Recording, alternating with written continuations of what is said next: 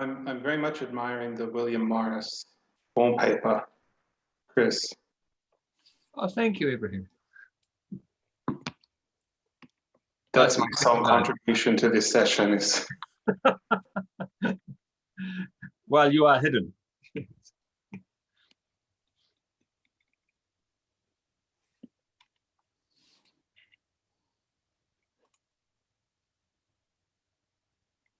I reckon you can start whenever you're ready, Halim. Okay. I'll just say, first I should say a few things. Okay.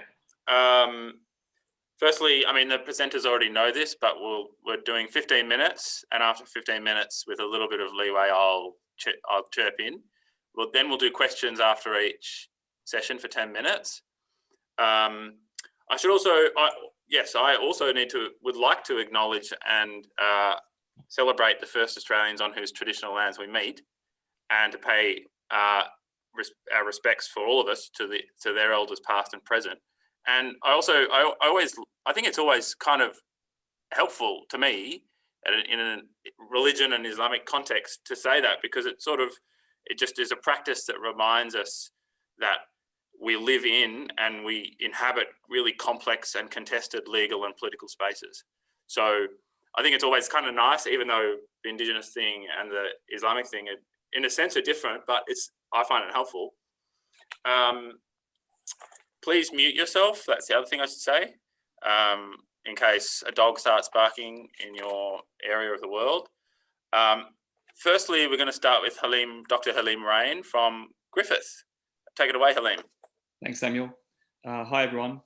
Today I'm going to be talking about typologies of Muslim Australians. I'd just like to say hello to everyone who's out there, and to acknowledge the traditional owners of the land on which I'm gathered here in Brisbane, in Australia. So my presentation is based on some research that we did last year. This concerns the typologies of Muslim Australians, but the research we did last year was a national survey on Islam in Australia. So we surveyed, we had surveys completed by 1,034 Muslim Australian citizens and permanent residents, and the full paper on that has been published in Religions earlier this year. So what we looked at was a whole lot of stuff in that particular survey, but what I'm going to be talking about today is specifically related to the typologies. So in my presentation today, I'll talk a little bit about the literature around typologies, and I'll talk about the typologies overall that we looked at in our survey, and then I'll look at some specific findings related to the various typologies. I won't look at everything that we've previously looked at, but I will focus on a couple of them: gender, sources of influence, questions that we asked relating to Sharia and society, and questions that we asked relating to jihad and perspectives relating to violence. So just in terms of the literature, many of you probably have come across this in your readings, but there's a number of papers and that have been written over time, probably starting with Talal Asad's back in 1986. These are scholars that have tried to sort of categorize or classify Muslims, and you often find discursive and sociological kinds of groupings of Muslims. So some of those relate to the way Muslims think about Islam. Others relate to how Muslims align in relation to kind of more political kind of perspectives, you could say. And so you get like the work of Khalid al-Fadl, for example. He basically categorizes Muslims into two main groups: the moderates and the and what he calls the Puritans. But we based our typologies more so on the work of Abdullah Saeed, who in 2007 published a paper entitled "Trends in Contemporary Islam," and he, provided there, I think it was about 8 different categories of Muslims across, a spectrum. And so we relied very heavily on the definitions he gave for those various categories. But one of the things that you'll find within this literature is that while people have theorized about different categories of Muslims, very few studies have actually gone the next step and done empirical research to see how many Muslims in a particular population fall within those particular categories. There are some exceptions though. Golly and Razai's study that was done on Muslim youth specifically in Denmark did look at this question. And then Achilov and Sen's study also looked at Muslims, but in terms of looking at population specifically, or doing some empirical research. But you'll notice that with both of these, they're focused a lot on the question of radicalization among Muslims, and so it's not necessarily a general or overall view of Muslims in any given population. So what we tried to do with our study was to look at Muslims across an entire population, in this case, Muslims in Australia, to see, do these categories, do these typologies apply? And if so, how many Muslims do we find in the various categories? So the typologies that we settled on were these 10. I should note that in our survey, we didn't use these labels that you see here: cultural nominalist, secular, liberal, progressive, etc. These were the categories that were used by Saeed and Tariq Ramadan and others that have done this kind of theorizing. But what we did do was we provided just the statement, and we asked, using a Likert scale, whether people strongly agree, neither, disagree, or strongly disagree with each of those. And so we provided a list of 10. And so the specific statements that we came up with were these, and they're based on the definitions that were provided by the within the literature. So the cultural nominalist, we provided the statement, I'm a cultural Muslim for whom Islam is based on my family background rather than my practice. Secular, we use the statement, for me, Islam is a matter of personal faith rather than public identity. For the liberal, we said, I believe Islam aligns with human rights, civil liberties, and democracy. For the progressive, we use the statement, I'm a committed Muslim who believes in the rational, cosmopolitan nature of the Islamic tradition based on principles of social justice, gender justice, and religious pluralism. For the ethical maqasidi, we use the statement, I'm a committed, reform-minded Muslim who emphasizes the spirit and ethical principles of Islam over literal interpretations. For the Sufi, and I know there's a couple of you out there who are doing research on this, so you might have differences of opinion about using the label Sufi or applying it after the fact. I'm a devout Muslim who follows a more spiritual path rather than formal legal rules, is the simplest definition that we could find in the literature that we thought, respondents might be, relate to or accept. The next one was traditionalist. I'm a devout Muslim who follows a traditional understanding of Islam. For the legalist, we said, I'm a strict Muslim who follows Islam according to the laws of Sharia. For the political Islamist, we use the statement, I'm a committed Muslim who believes politics is part of Islam and advocates for an Islamic state based on Sharia laws. And for the militant, we use the statement, I'm a committed Muslim who believes an Islamic political order and Sharia should be implemented by force if necessary. Now, one of the reasons why we didn't use the label and just the statement was we wanted to mitigate the possibility of label avoidance. And so, just by providing the statement and asking about agreement, we're hopeful that we were able to accomplish that. Our findings overall were that most of if you thought about these typologies across a spectrum, we found that, there was sort of a majority of our respondents fell towards one side of that spectrum. That's the more liberal, progressive side. So 89% agreed with that liberal definition or that liberal typology, whereas only 4% disagreed with that. The next strongest was progressive at 75%, with only 6% disagreeing or strongly disagreeing. And then we had the traditionalist, 61% versus 16% who were opposed. Ethical maqasidi was very close to that, 59% versus 16% opposed. Secular came in at 54%, 28% opposed. Sufi came in at 45%, 22% opposed. Legalist, very close, 43%, 27% opposed. Political Islamist came in at 21%, 52% opposed. Cultural nominalist came in at 17%, 71% opposed. And then militant came in at 8% with 80% opposed. Now, one point to note here is that respondents were asked to give their agreement or disagreement with all of these categories. And what we found was that these are not mutually exclusive, that there is overlap. So, for example, we found overlap between the liberal and the progressive, secular and the liberal, the ethical maqasidi and the progressive. and so on and so forth. I've listed a few of those overlaps that we saw there, all the way down to legalist and political Islamist overlapping, political Islamist and militant. So for example, of the 34 respondents who strongly agreed with the militant typology, almost 80% of those also strongly agreed with the political Islamist typology. Of the 89 respondents who strongly agreed with the political Islamist typology, over a quarter of those, 27%, also strongly agreed with the militant typology. So we got this kind of overlap happening. So what it tells us is that these categories that have been constructed are not mutually exclusive. Now, just to look at a few of the findings in relation to some of these points, and I apologize if this is not so clear to you, although it doesn't look too bad on my screen, but the text is a little bit small because there's a lot of figures in there.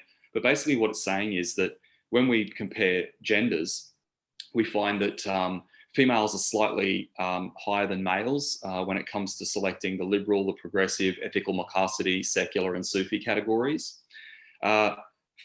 Males are slightly above females when it comes to the traditionalist and the cultural nominalist. But what we find is that males tend to be far more inclined towards the legalist, the political Islamist and the militant. And we found a statistically significant difference between males and females with the legalist and the political Islamist category. Interestingly enough, it wasn't statistically significantly different in the militant category though, although you can clearly see that there are more males there than females. So I think this is an interesting area of research. Why is it that we're finding males more inclined towards legalist and political kind of interpretations or understandings or versions of Islam? And does this hold true for other faiths as well? Would be something worth looking into.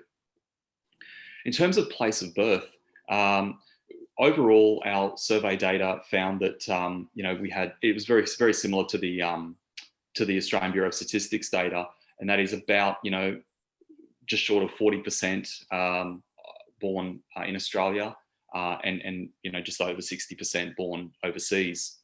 And what we found is that a number of these categories kind of mirrored that, but where we find differences around the cultural nominalist, we found that people born overseas were a bit more overrepresented there. So it could be that people who come from a Muslim majority country perhaps, and are more sort of, or maybe more, well, you could use the word secular, it's not really the right term here, but maybe less less religious, or less practicing in their religion, maybe making the choice to migrate to a Western country like Australia perhaps. But what we also found was that we saw more representation from people who were born overseas in the progressive category and in the ethical Maqasid category, and to some extent in the Sufi as well, but also with the political Islamists. So it seems as though the Australian born were inclined towards those more longer established traditional kind of understandings of Islam, but those that have sort of developed perhaps in more recent decades, like the progressive, like perhaps the ethical Maqasidi view, and certainly the political Islamist, we see more representation from overseas. This is something that we need to look a bit more closely at though. In respect to sources of influence, this is just capturing those categories, and only a few of the categories that we asked about, by the way, but looking at whether or not people consider these to be very influential. So we asked in relation to about 10 different categories, including the Quran and the Hadith and a number of others, but I just wanted to sort of capture these four. So this is what people said was very influential in terms of their understanding of Islam. And so overall, about 30% said imams, sheikhs and ulama are very influential. Just over 20% said mosques or madrasa classes were very influential. About 28% said families very influential, and about 17% said the internet's very influential. And we found this to be, most prominent, particularly at that other end of the spectrum among traditionalists, legalists, political Islamists and militants, citing imams, sheikhs and ulama as being very influential, more so than at the other end of the spectrum. We also saw this in relation to mosques and madrasa classes, also in respect to family, although cultural nominalists also show up there when we look at family, and the differences aren't as stark or as significant as they are when you look at imams or the mosque or madrasa. And in terms of the internet as well, we also found that among traditionalists, legalists, political Islamists, and militants, also they cited the internet more so than others as a very influential source of information regarding their understanding of Islam. We asked a lot of questions about Sharia, including whether or not respondents considered it to be a divine law versus whether or not they consider it to be juristic opinions and interpretations, i.e., a human kind of construction. Then we asked a number of other questions relating to whether or not people feel content with their ability to be able to practice Islam in Australia, whether or not they feel that countries that implement Sharia laws are more just and fair than Australia.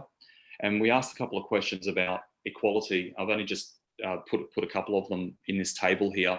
One about general human equality, all human beings should be treated equally. And another one about gender equality, whether or not men and women should be given the same rights and opportunities. As you can see here, traditionalists, legalists, political Islamists, that end of the spectrum shows up again in terms of thinking that Sharia, or their understanding of Sharia, is that it's a divine law. And we find the opposite with a couple of the other groups, Sufis, ethical Muqasides, and progressives in particular. When it comes to the question of whether or not people or respondents were content with their ability to practice Islam in Australia, we could also see a little bit more or less contentness or more discontent, you could say, at that end of the spectrum where we find the legalists, the political Islamists, and the militants. These categories were also, or these typologies were also more inclined to say that countries that implement Sharia laws are more just and fair than Australia. If you look at the overall average, it was only 9.6%, whereas in these it's quite high. In fact, you get a majority when you look at the militants. When it came to human equality, we can also see the political Islamists and the militants stood out. Legalists as well stood out here as being in those groups where they were least likely to strongly agree with human equality. It's still a majority though, to be fair, if you look at those, but a lot less than the overall, which was 75%. And then similarly with gender equality, the overall was 62%. This is just strongly agree, by the way, not adding agree into this as well, because this figure rose to about 85% when you add the agrees, and this rose to about over 90%. I think it was about 93% when you add the agrees to it. But I just wanted to capture those that said strongly agree. And the point to be made here about gender equality is that those typologies that were less inclined towards strongly agreeing with gender equality were the traditionalists, the legalists, the political Islamists, and the militants again. Then we also asked about jihad and what people understood this term to mean. And what we found was that overall 68% said that, we gave multiple definitions. 68% agreed with the definition that jihad is defensive only, and there was more to that definition. It was it involves spiritual, charitable, and other kinds of struggle, and armed struggle in self-defense only. And this one had the same definition, but defensive and offensive as well. 18% agreed with that. Another point to note here, though, is that we did some focus groups around the country in about 7 different locations, and what we found was that people had different understandings of what this term offensive meant.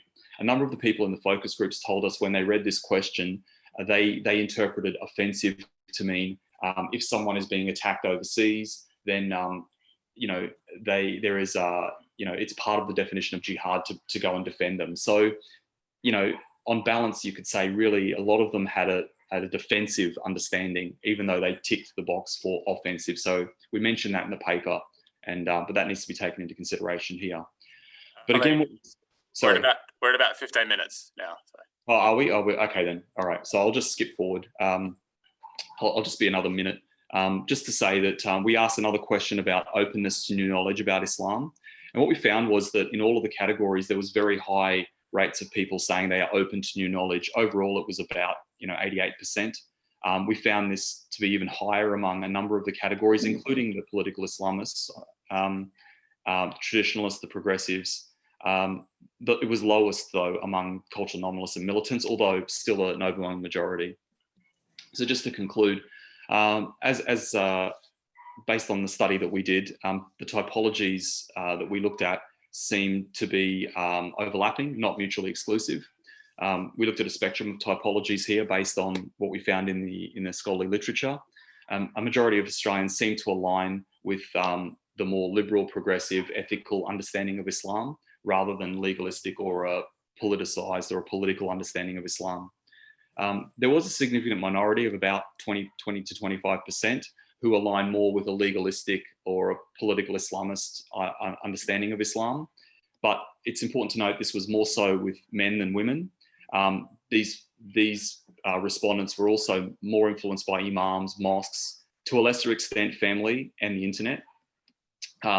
They were more likely to see Sharia as divine, less content with Islam in Australia, and less in agreement with human and gender equality.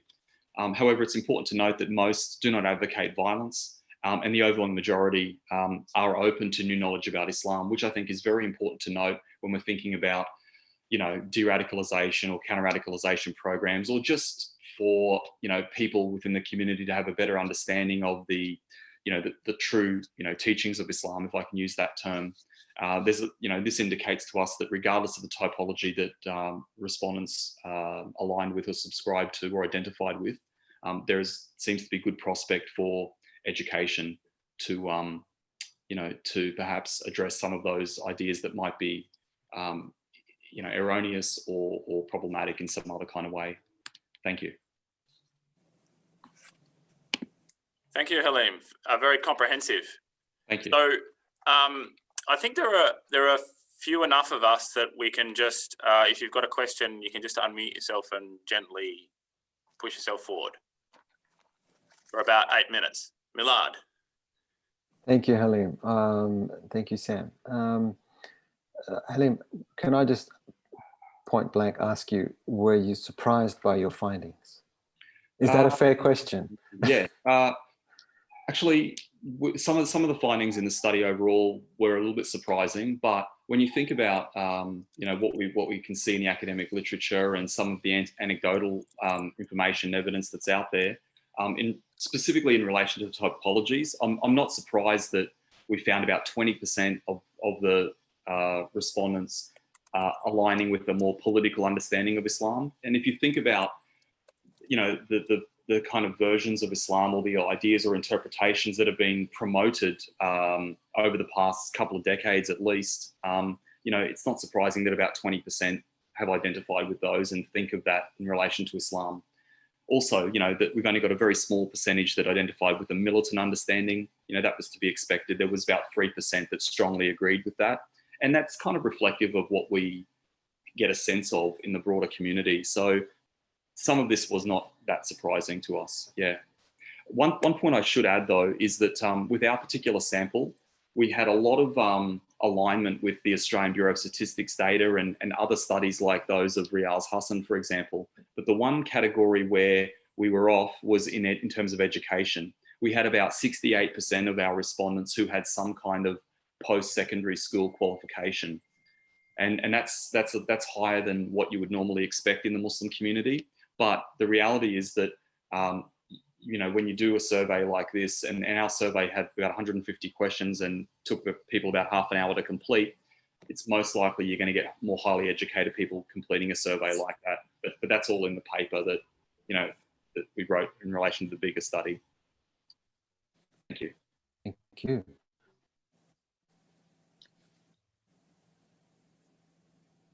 Any other questions? Helen, you need to unmute yourself. Thank you.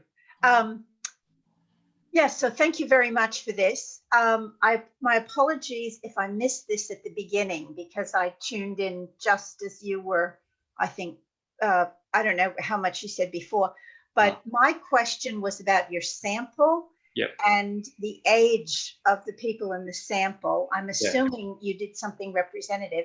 So I was going to ask 3 questions about age, amount of education or level of education, Yeah. and length of time in Australia for the overseas born. Right. So we restricted the study to Muslim Australians who were citizens or permanent residents. So that's the first thing.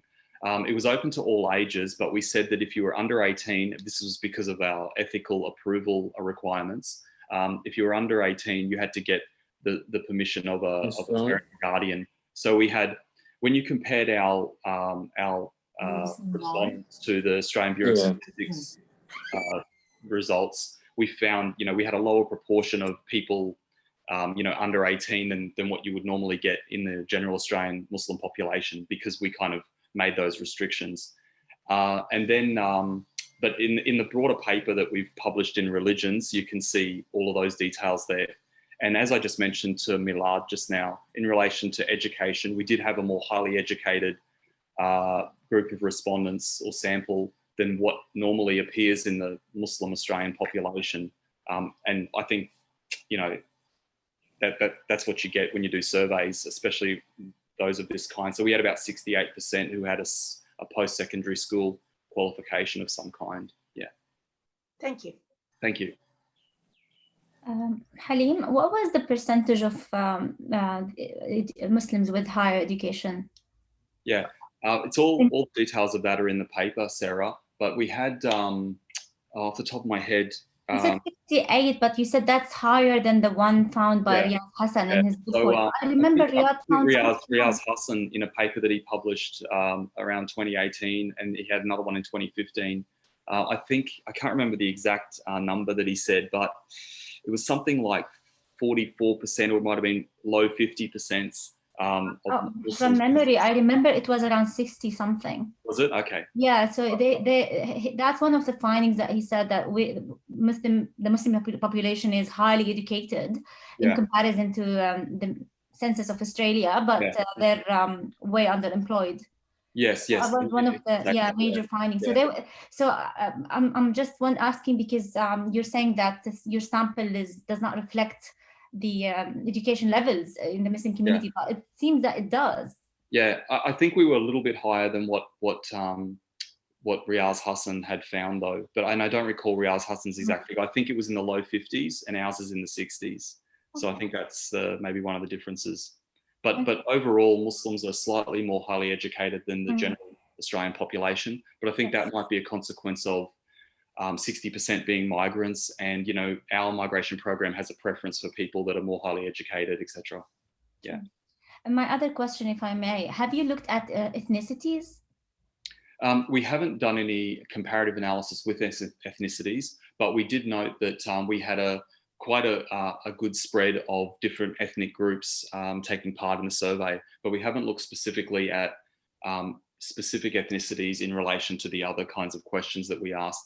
Part of the challenge there was that when people gave their ethnic identity, there were a lot of hybrids involved. So people said, I'm Turkish Australian, Lebanese Australian, I'm Moroccan, Saudi, or, there were a whole lot of variations there. And we haven't really had the time to sort of get into that and do that part of it. There are about 5 other papers that are forthcoming that are in various stages of, review or publication at the moment. But we haven't got to that point of ethnicity yet, which I agree it's an important aspect to look at. Let's thanks. Great questions. Thank you. Let's go now to our next presentation, which is going to be Sara Sheikh Husain, who is coming to us from Deakin. Is that right, Sara? And again, I'll chirp in at about 15 minutes if it's necessary. Thanks, Sara. Thank you, Simon. So this paper was published at the Religions Journal in last September. And from the title, the aim of it is to understand how Muslim community organizations, specifically in Victoria, understand the problem of Islamophobia. I do that through analyzing not only what they told me, but also how they're going about challenging Islamophobia, their conduct, their actions and strategies, as well as the challenges that and the risks they encounter. So Christchurch have shown us all the extent to which Islamophobia can influence violent extremism when it is dismissed as a problem and normalized as a practice.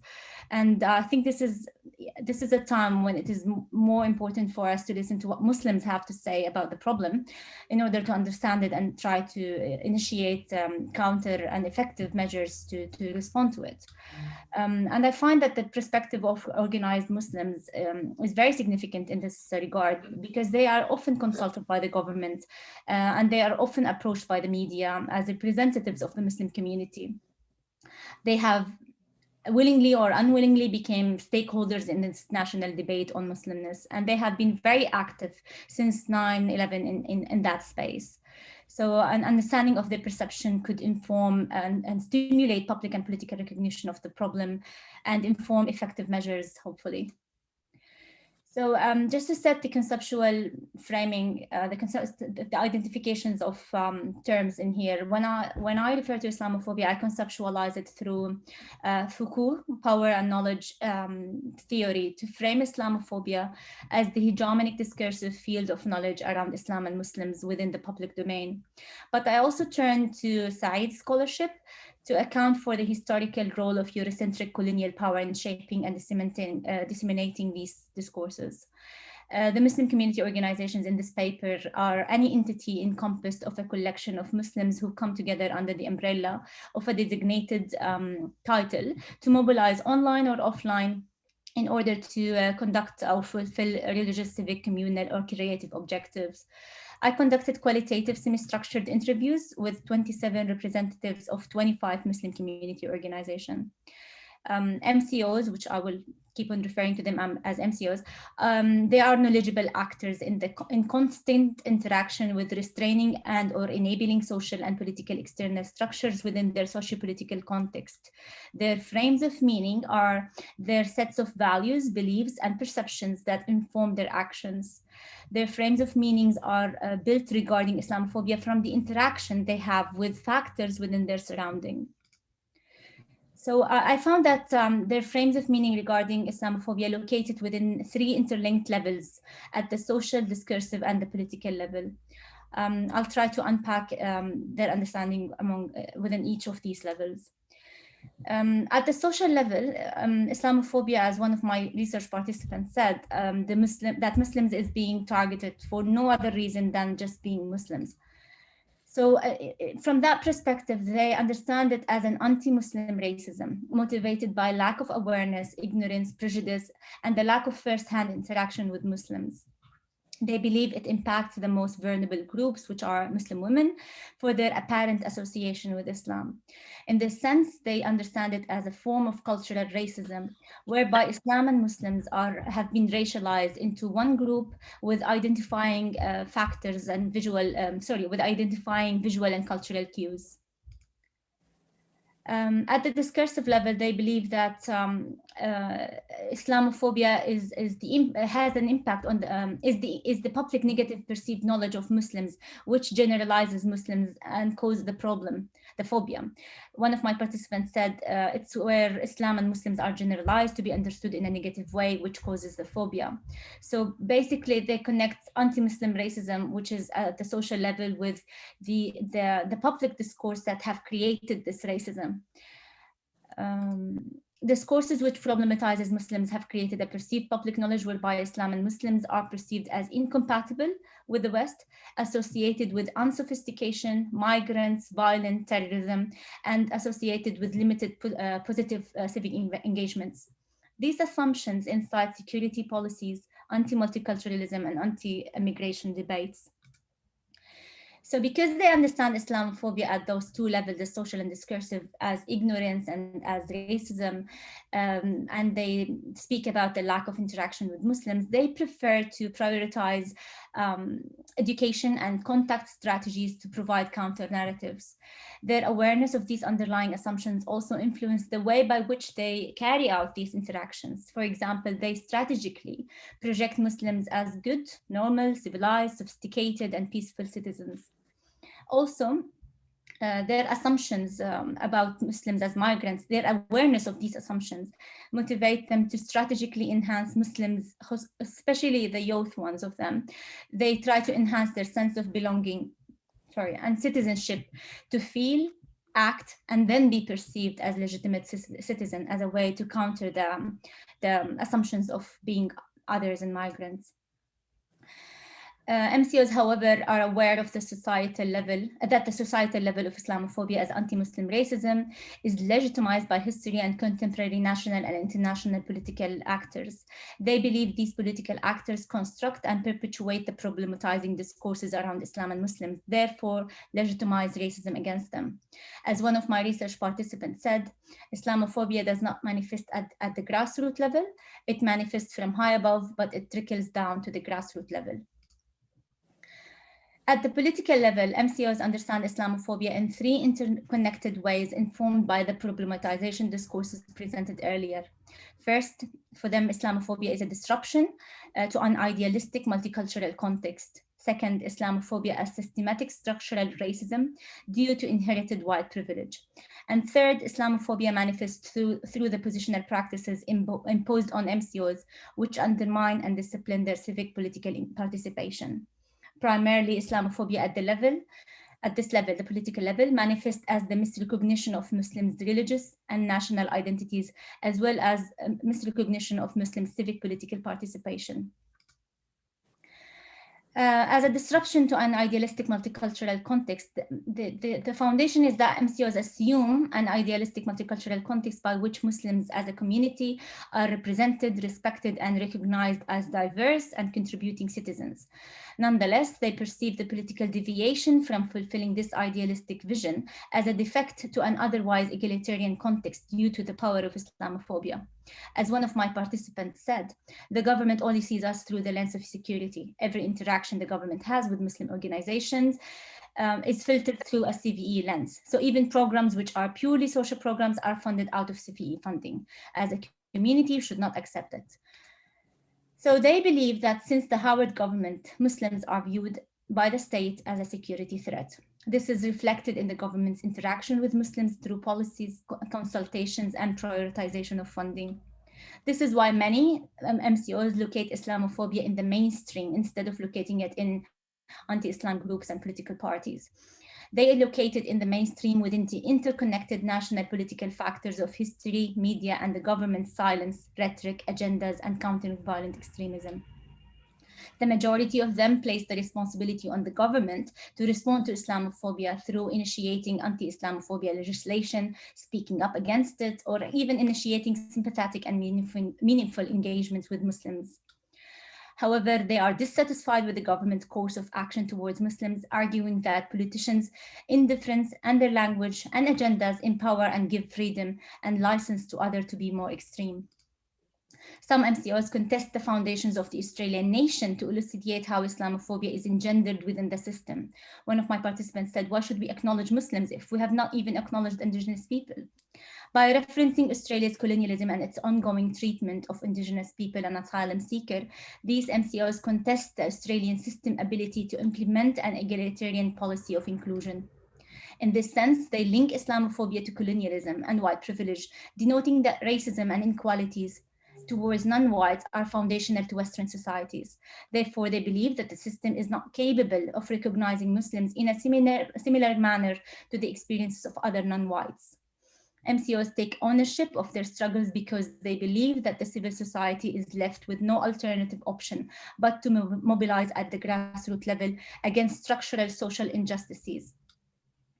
Under this perception, MCO's pragmatic engagements coordinated by the civil society and primarily Muslims illuminates their dissatisfaction of the government's liability towards Muslims, as well as their awareness of the entrenchment of racism within the structure of the society.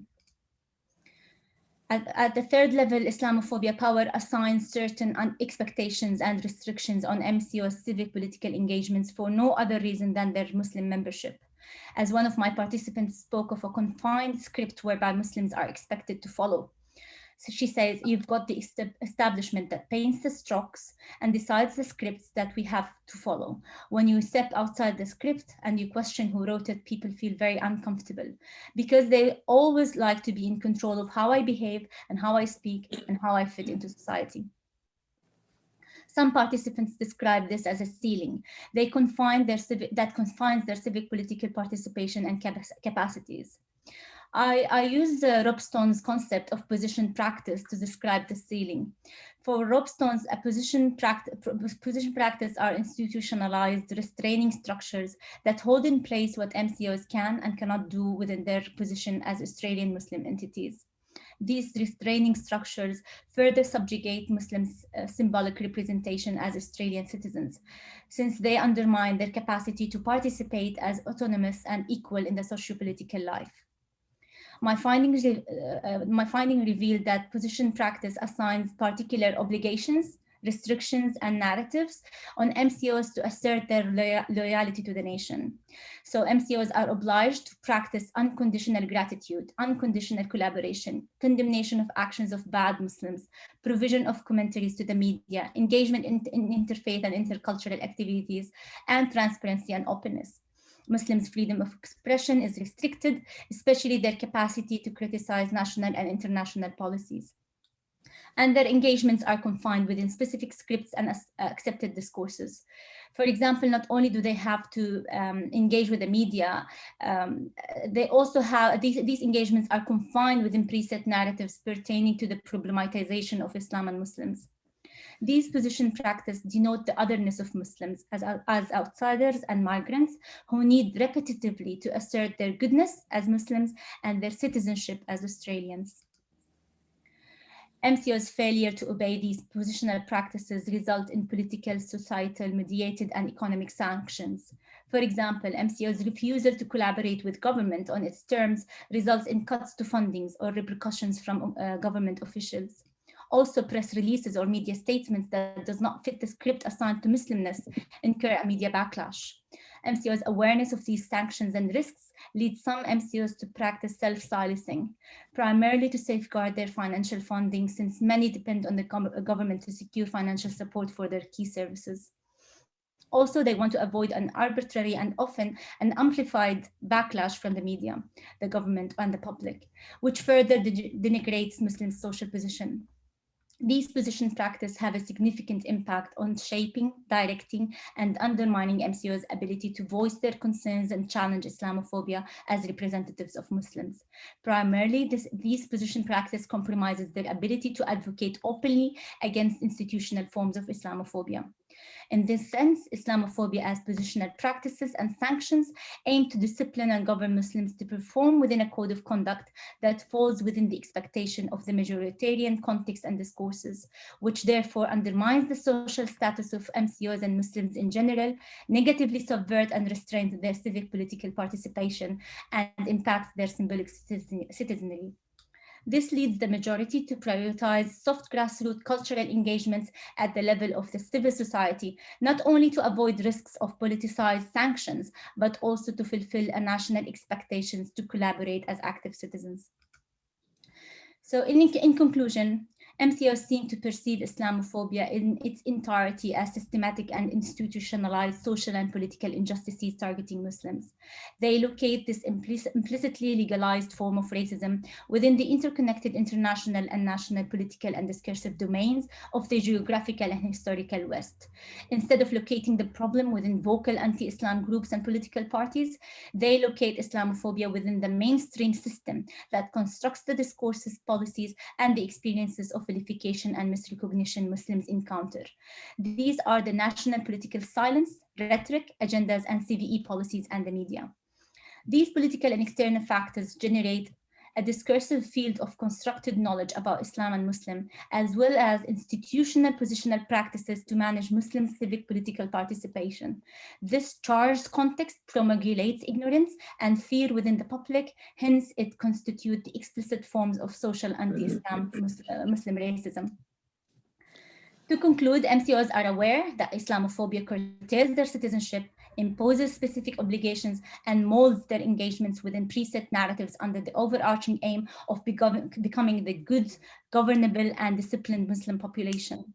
Within this context, Victorian MCOs take pragmatic anti-Islamophobia responses that are informed by their macro context, that of a multicultural policy, in order to implement transformative micro-level engagements to educate non-Muslims, normalize Muslims, grow compassion, and foster mutual respect, as well as assert their legitimacy as citizens.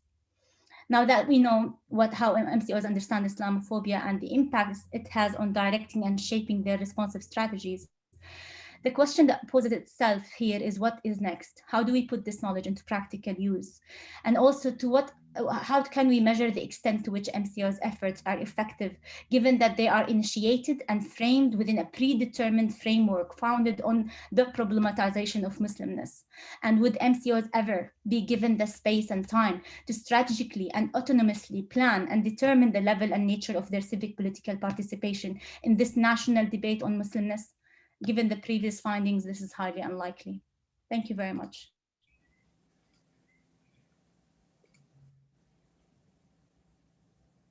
Thank you, Sara. I think Desmond must have a question. Hi, Sara. Professor Des Carl from RMIT, and I'm also the head of Religions for Peace Australia. I don't disagree with anything you said. The underlying colonialist, racist aspects that you brought out, and that's has a long, long history in European, Australian history. But I was wondering about whether in your framework, you needed to recognize somewhat more the impact on Australia of 9/11, and in particular the Bali bombings, because I think that was crucial in the understanding of Islam. And secondly, I thought that you might have mentioned the media, particularly the Murdoch press, and the impact that the Murdoch press has in the image that Islam in Australia has, and the difficulty for the Muslim communities to deal with Islamophobia. My question relates to what extent did these 25 Muslim community organizations here in Victoria were affected by local interfaith networks, of which there's about 35 networks and LGAs across Australia, unlike the most other parts of Australia, and with the more national and state bodies as well, the interfaith bodies. So thank you, Sara. It was a good paper. Thank you very much, Desmond. Unfortunately, my paper does not look at the effectivity. I wish that's something that I think more research should be invested in measuring the effectivity of such dialogues and interfaith, and all the efforts and all the resources that goes into that aspect. I know that the social cohesion, for example, there was a 2016 report by Grossman and Mario Poiker that tried to see the effectivity of social cohesion, and they say that there is not a clear methodological way to actually know that social cohesion programs run by the government and civil actors is effective in stopping the radicalization of individuals just by the mere fact of enhancing social cohesion. I think this goes in the same basket, the fact how do you measure the effectivity of initiatives in countering racism and countering Islamophobia? So it's a good question for a future research, yes. Thank you. I think Halim, did you have a question? Yeah, I have a question. Thanks, Sara, for the presentation, the paper. My question is about education. How effective can education be in mitigating Islamophobia, particularly that aspect of it that relates to this view that Islam is a religion that advocates violence or preaches the subjugation of non-Muslims. Again, that's the same thing. I've found out that almost everyone I spoke to from those representatives, they speak about the need to educate, but at the same time, their understanding of Islamophobia is way beyond the social aspect of it. They, to the contrary, many of them believe that Australia is very supportive of Muslims. The people, in terms of the people, when they speak about the people, they say Australians are supportive of the Muslims. And so they locate the problem up there. You know, they point at the government and they point at the political actors and media and all the factors that they can't control. But then all what they can do is to fix down there, the grassroots, the people, provide education. So they know, I think, that no matter what they do, they're not going to fix it.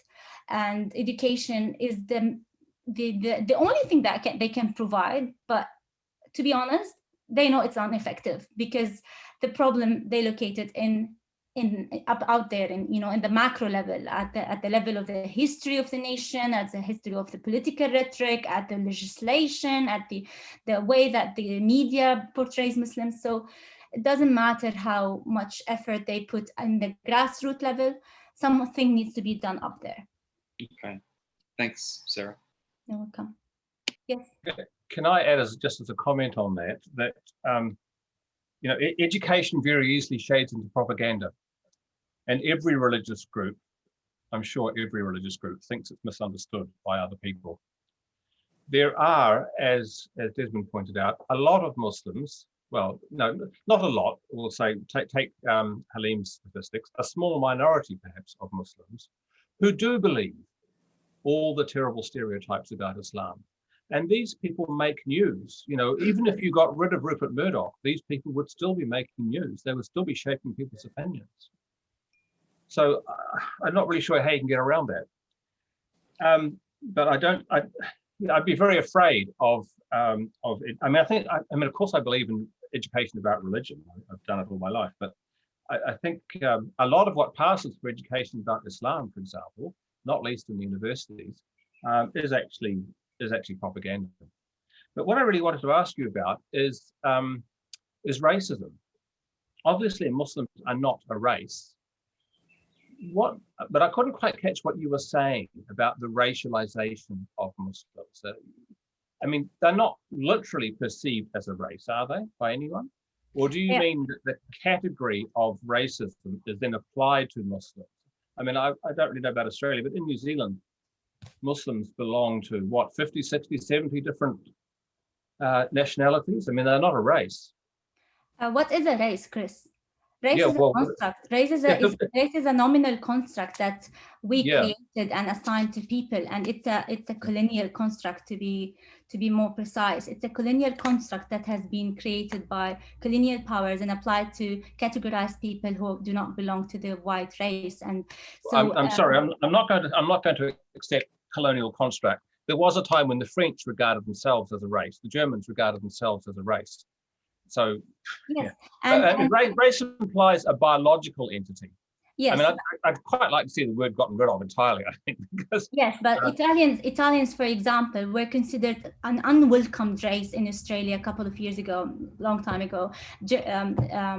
Greeks as well. So they were not white at that time of you know, when they were facing racism here in Australia, and suddenly they became included under the white race. So it's a fluid construct. It's a man-made construct. It's a fluid construct. It changes and evolves with time.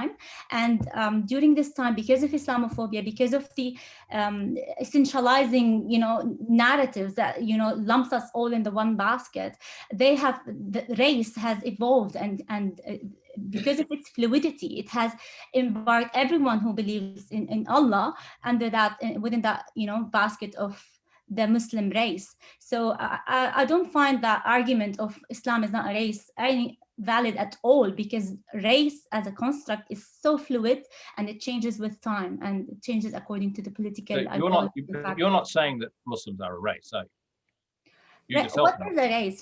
We create race just like gender. We created these typologies, and we expect things to fit neatly under those typologies. Nothing fit neatly under this typology. Just trying to work out Going whether back you to the think example, Muslims are a race. it's fluid, it changes. So at this time and age, or in the 2020, Muslims have become that, you know, lump of people who belong to one ideology and one perception of life and one culture, even if they don't have the same skin color or the same biological identifiers that early, you know, race, what do you call it, advocates would refer to.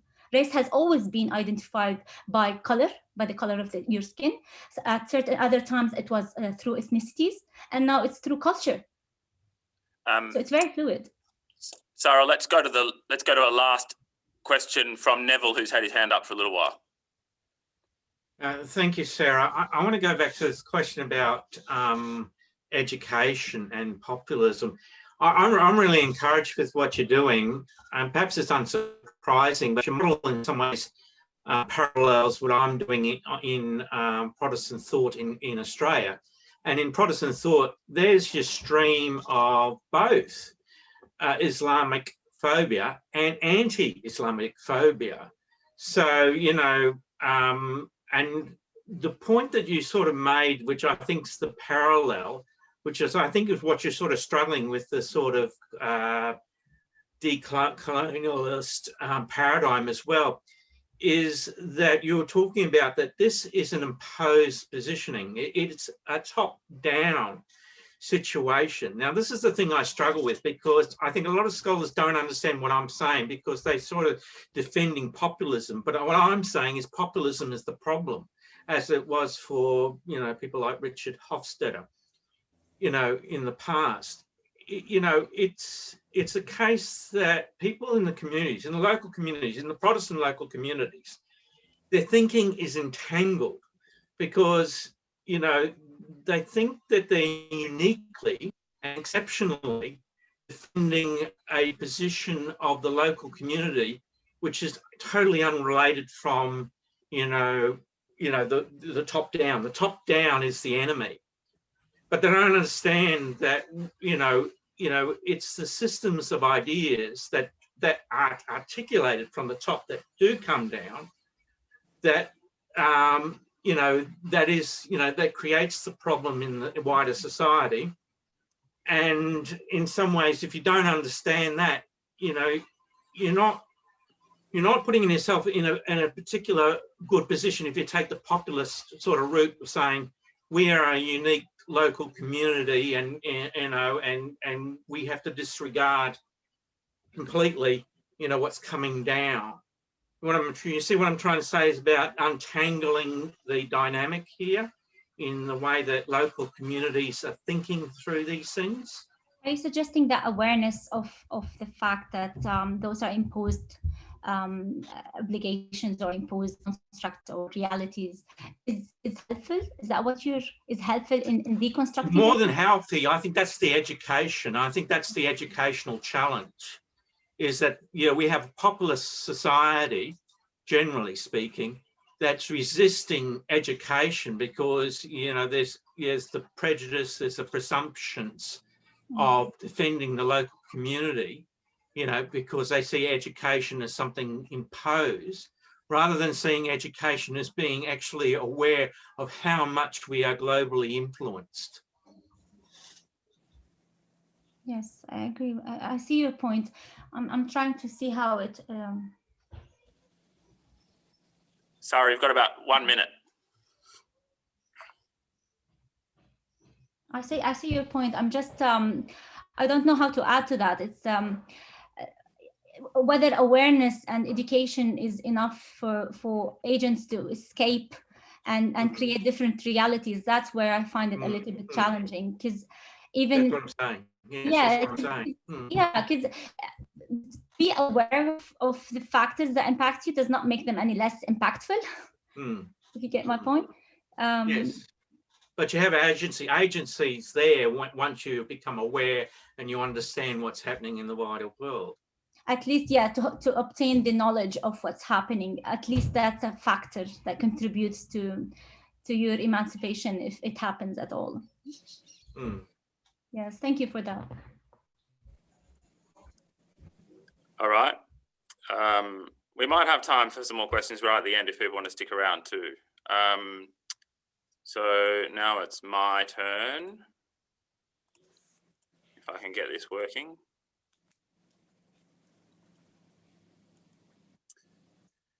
Can everyone see that? Yes. How do I get rid of this? All right.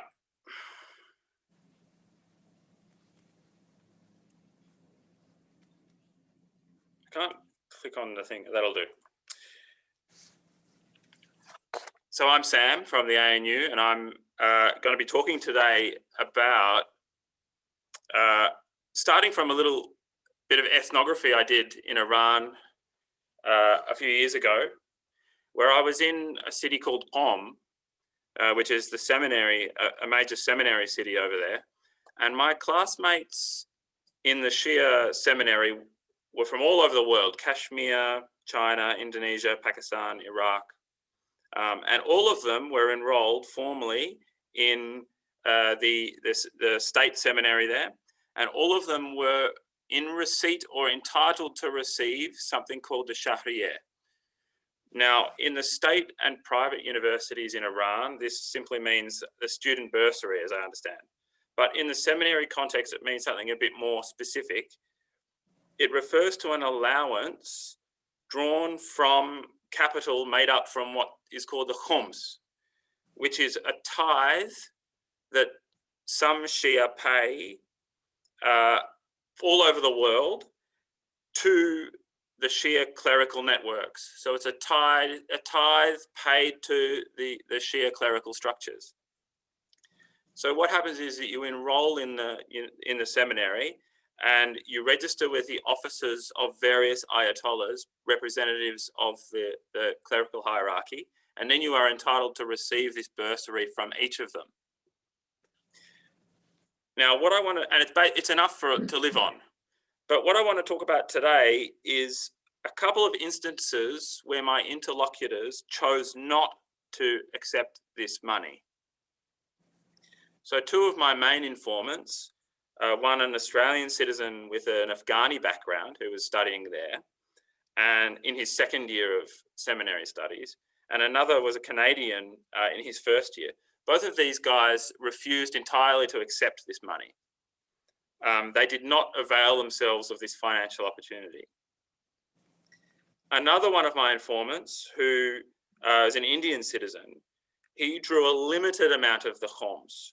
So he chose not to take the full entitlement. He took the money from two of the ayatollahs, but he did not take, in this specific example, he did not take the money that he could have from the Ayatollah Sistani, the Iraqi Ayatollah. Now, what I'm trying to ask here is how we should understand this decision they made not to accept the money.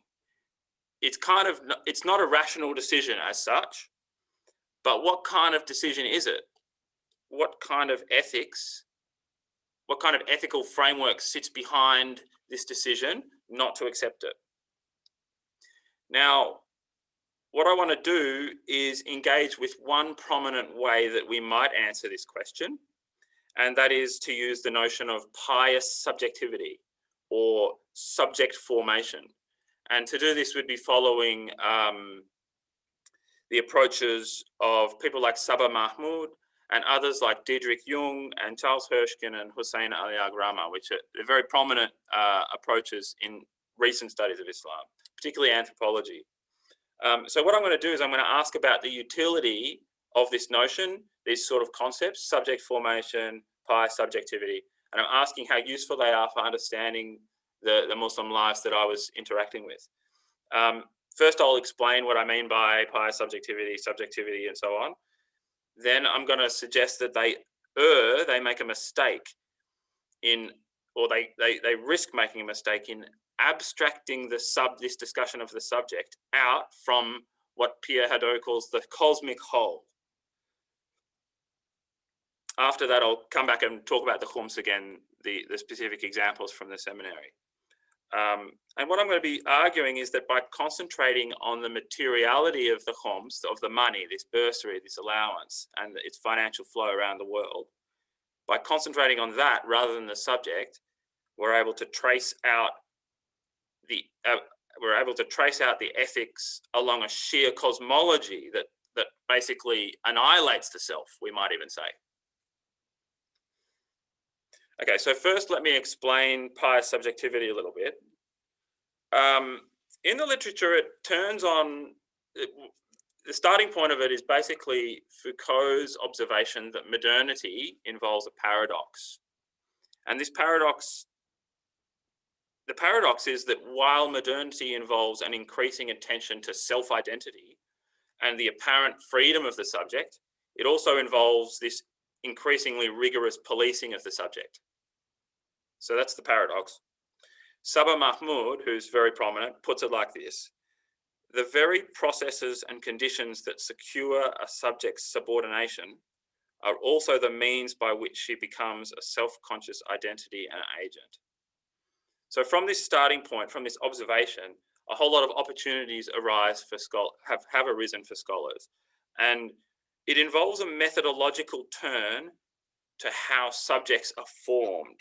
So the methodology moves to formation of the subject. Diederik Jung, for example, and this is a 2020 book, he says that in subjectivity formation, we can observe the multiplicity of ways in which individuals and collectives try to establish identities in light of modern contingency. Now, there's a whole lot of associated concepts that go along with what I'm calling pious subjectivity and subjectivity formation. You would know some of these terminologies: cultivation of the self, care of the self, technologies of the self, performative subjectivity. And a lot of these come from people like Judith Butler, Foucault, of course. But what I want to talk about now is what this turn to subject formation achieves in the literature. The first thing I think it does is it makes diversity visible. So Sabah Mahmood is able to juxtapose the secular, liberal and feminist subject against what she describes as the pious subject. So it sort of brings to light this diversity. Husain is able to juxtapose a secular liberal subject of the rule of law against a different kind of subject characterized by the care of the self. Charles Hirschkin's comparison is between the modern subject which is associated with visuality, and his subjects who he thinks are more interested, more shaped by, more formed by affect and by listening practices. For a more Australian, and there's an Australian example as well, which is a recent paper by Kim Lam and Fethi Mansouri, where they describe 4 what they call subject positions. This is basically a fourfold typology of different, let's say, modes of the subject: misrecognition, critical theological, hybrid subjectivity, and what is basically a kind of postmodern subjectivity. So that's what it does in terms of diversity. The other thing that the focus on subjectivity does is it allows for coherence despite this diversity. So by characterizing difference in terms of different subjectivities, the scholar is able to avoid juxtaposing Islam and modernity. So it means that you're no longer saying Islam is backwards, this is modern, because there's just different forms of the subject of subject formation. We are all modern, Diederik Jung says, which is exactly what means that we can compare subjectivities. So I'm just going to zoom in now on Sabah Mahmood's particular example of pious subjectivity to give us a bit more of an idea about how it works. So she basically, she starts from Aristotle, who she reads through Foucault. And she thinks Aristotle is useful for 2 reasons. The first is that there's a historical link between the Greek tradition of philosophy and the Islamic tradition. That link is a whole different question, but that's one of the reasons it's useful. The second reason is that Aristotelian ethics forms a really helpful contrast with Kantian ethics, which is how one of the ways that she describes the sort of liberal bourgeois modern subject. So what this comparison allows her to do is to describe a subjectivity focused on embodiment, on the body, where practice is essential to the formation of the subject. So to take a prominent example, veiling might be ethical because it is a cultivation of a bodily pious character, not because of some sort of abstract intention, Kantian intention. Now, this is the kind of point of friction that I'm trying to get at in this paper, which is that there's a kind of there's an empirical claim here that the best way to understand diverse religious practice in modernity is through the notion of the subject, through the subject as the starting point. Now, before I go on to my ethnography, I just want to quickly go to a very obscure place, which is the historian of ancient philosophy called Pierre Hadot. Now Hadot offered an interpretation of ancient philosophical practice as a way of life. And that means philosophy is not just a cognitive mode of thinking, but it's a particular way of life. And this was actually taken up by Foucault in his turn to the subject. But Hadot is actually quite critical of Foucault, because what he says is Foucault takes the subject and removes it from the cosmology. In other words, you can't think about Hellenic philosophy, a Hellenic philosophy of the subject, without the cosmology within which the philosopher exists. So Foucault's reading of the subject is a kind of anachronism, a postmodern violence upon the Greek in cosmos. Okay, so I'm going to come now to back to the Homs, and hopefully this is not too disjunctive. Whoops. In 12er Shia jurisprudence, the Homs is an obligatory payment of 20% of one's yearly profit, which must be paid to the just and most knowledgeable cleric. That means to the most senior of the Shia clerics. What this means in practice is that the Shia who choose to pay it calculate their profit on a given day of the year and pay their Homs, literally the fifth of that money, to the representative, the local representative of the senior cleric. And I've tried to represent the way this works in this little diagram here. Hopefully you can see it. Then the Homs is further divided into two parts. So the fifth is divided into two parts. One part is the Sahme Sa'adat, which is for the poor descendants of the Prophet. Now, I'll put that part aside. The other part is the Sahme Imam, which means the Imam's portion. And this is the part that is set apart for the Imam of the day. That is, for the 12th Imam, the cosmological leader of the Shia. Now, this part is paid in this time when he is not here. You pay it to the senior clerics in lieu of him, so the clerics are basically the 12th Imam's de facto representatives. Now, the question I'm trying to ask here in a way is, what if we took seriously the statement that this money is the portion of the Imam? What if we took this seriously as an ethical pattern? Now, what I want to do now is sketch out a view of the cosmological locus of Shia ethics, an idea of Shia ethics where it's located not in the subject, but it's distributed along a chain of obligations that we might understand cosmologically. Now, I know there's a lot of stuff we might say about cosmology, and I'm just sort of throwing that term out there, but let's just go with it, if you will. What I really want to do is move the emphasis from the subject formation, from this idea of beginning with the subject, towards a different question about one's positionality within the cosmic hierarchy, or whatever the cosmos is that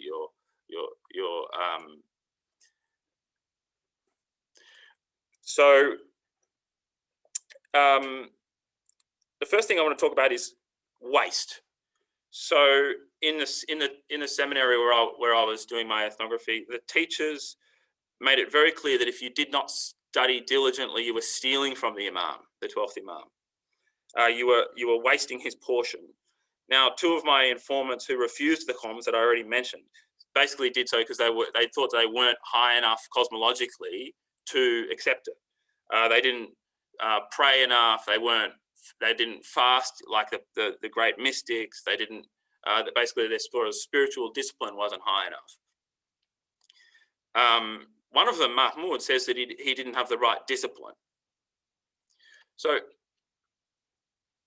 and in other places, this idea of waste is literally described as falling downward. So I want to pick up that idea. On the other hand, the comms also traces cosmological excellence.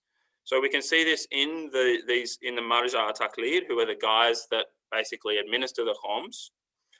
One of the things I was interested when I was in Qom was whether the power of the comms, its connection with the Imam, would put a special accounting obligation on the senior clerics. Because this money is so important, would they take special care with it? When I asked the officers about this, they flat out refused the premise of the question because there was no possibility of waste, because these figures are by definition already the most just and the most knowledgeable. The Marja, the senior cleric, is already the most cosmologically excellent. It's almost as if this figure is not a subject at all. He's just a sort of abstract approximation of cosmological excellence. So I'll just finish off. I know I'm out of time. So what I'm trying to suggest is that the comms allows us to see the shape of the cosmology, wherein both its materiality, the physical comms, the food bought with those who use the comms, and the practices of it are orientated towards a cosmic excellence. So the ethical life of my informants was characterized not so much by pious subjectivity at all, but by the conformity of their selves within the cosmos, even their annihilation or their sublimation within the cosmos. I'll finish there because I'm out of time.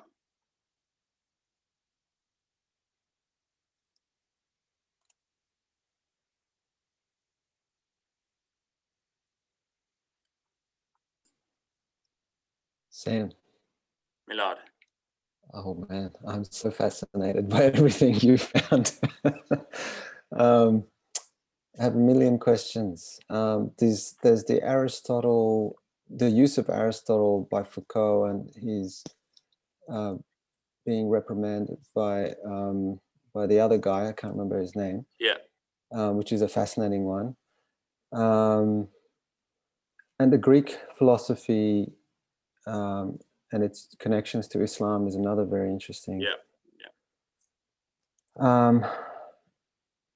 So the Sahmi Imam, so you see it as a cosmological representation of the ideal, ethical, spiritual, mystical, like the subject's positionality in relation to this highest ideal, this highest. Yeah. Right. Okay. Yeah. Mm-hmm. You want me to explain that a bit more? Yeah, please. Well, there's different ways to think about it. Well, let me go back just to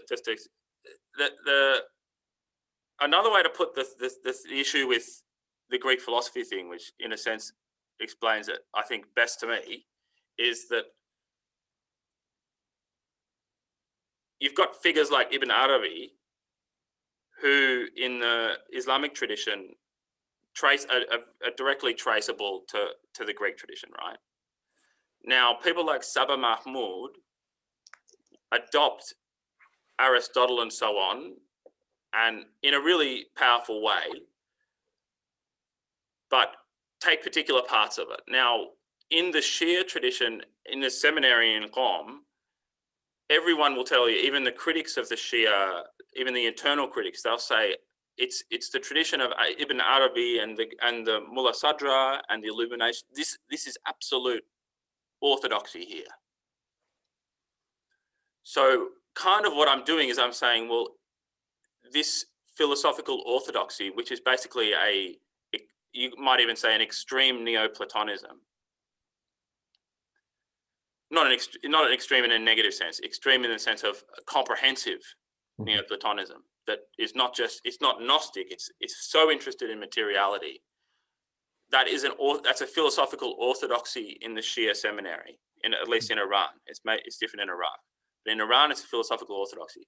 So what happens if we looked at this? Will it play out in, not necessarily articulated in philosophical terms, but will this play out in the material lives of my more ordinary informants in Sydney and so on? And I think it does. I think often they're not using the term. Sometimes a lot of them actually do use the terminology of Irfan, and they directly use the terminology developed by Mullah Sadra to describe everything being one part, everything being part of, sublimated within the one God, everything in the world. Some of them will use that terminology. Others will use a different terminology, a more let's say a pietist terminology of, say, for example, connection with the imams. But I think if you look at the structure of it, you can also see it in those terms. And it's in that context that I think if we look at the not for everyone, but certainly if you look at the way that the Khoms is used and talked about, the sorts of decision-making that, for example, Khoms payers in Sydney, guys that are deciding what to do with the Khoms, it's articulated in a discourse of relative excellence. Even very interestingly, so that some people will choose not to pay it to the senior clerics because they don't trust them to look after the money. But that doesn't mean they're refusing the cosmology. They're saying that these guys are not sufficiently on board with the cosmology. I need to do better with this money, which is so important. So how do they get around that issue if they do not trust? Oh, well, they have some wonderful. You can just decide to pay it to your own charity, even though you know that the jurisprudence says that it is obligatory. The jurisprudence, which is made by the same people that administer the money, is very clear. You've got to pay it to me. But these guys, they say, well, I don't trust you implicitly, but I don't trust your representatives, certainly. So I'm going to make my own decision. I know this charity, my auntie lives in Iraq. I'm just going to give it directly to her. There's lots of other little, basically fantastic tricks to use the money well that they have. I can give you some more examples later if you want. Sure. Yeah.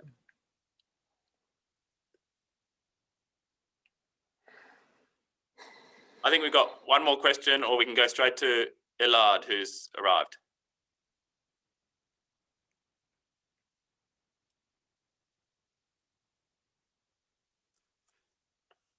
All right, well, let's have our final presentation, which is Elad Ben David, who's coming to us from Israel. So thanks for joining, even though it's very early in the morning. And we haven't tested out your PowerPoint or whatever, but if you've got a PowerPoint, you can try and I have. share your screen. Yeah. Okay.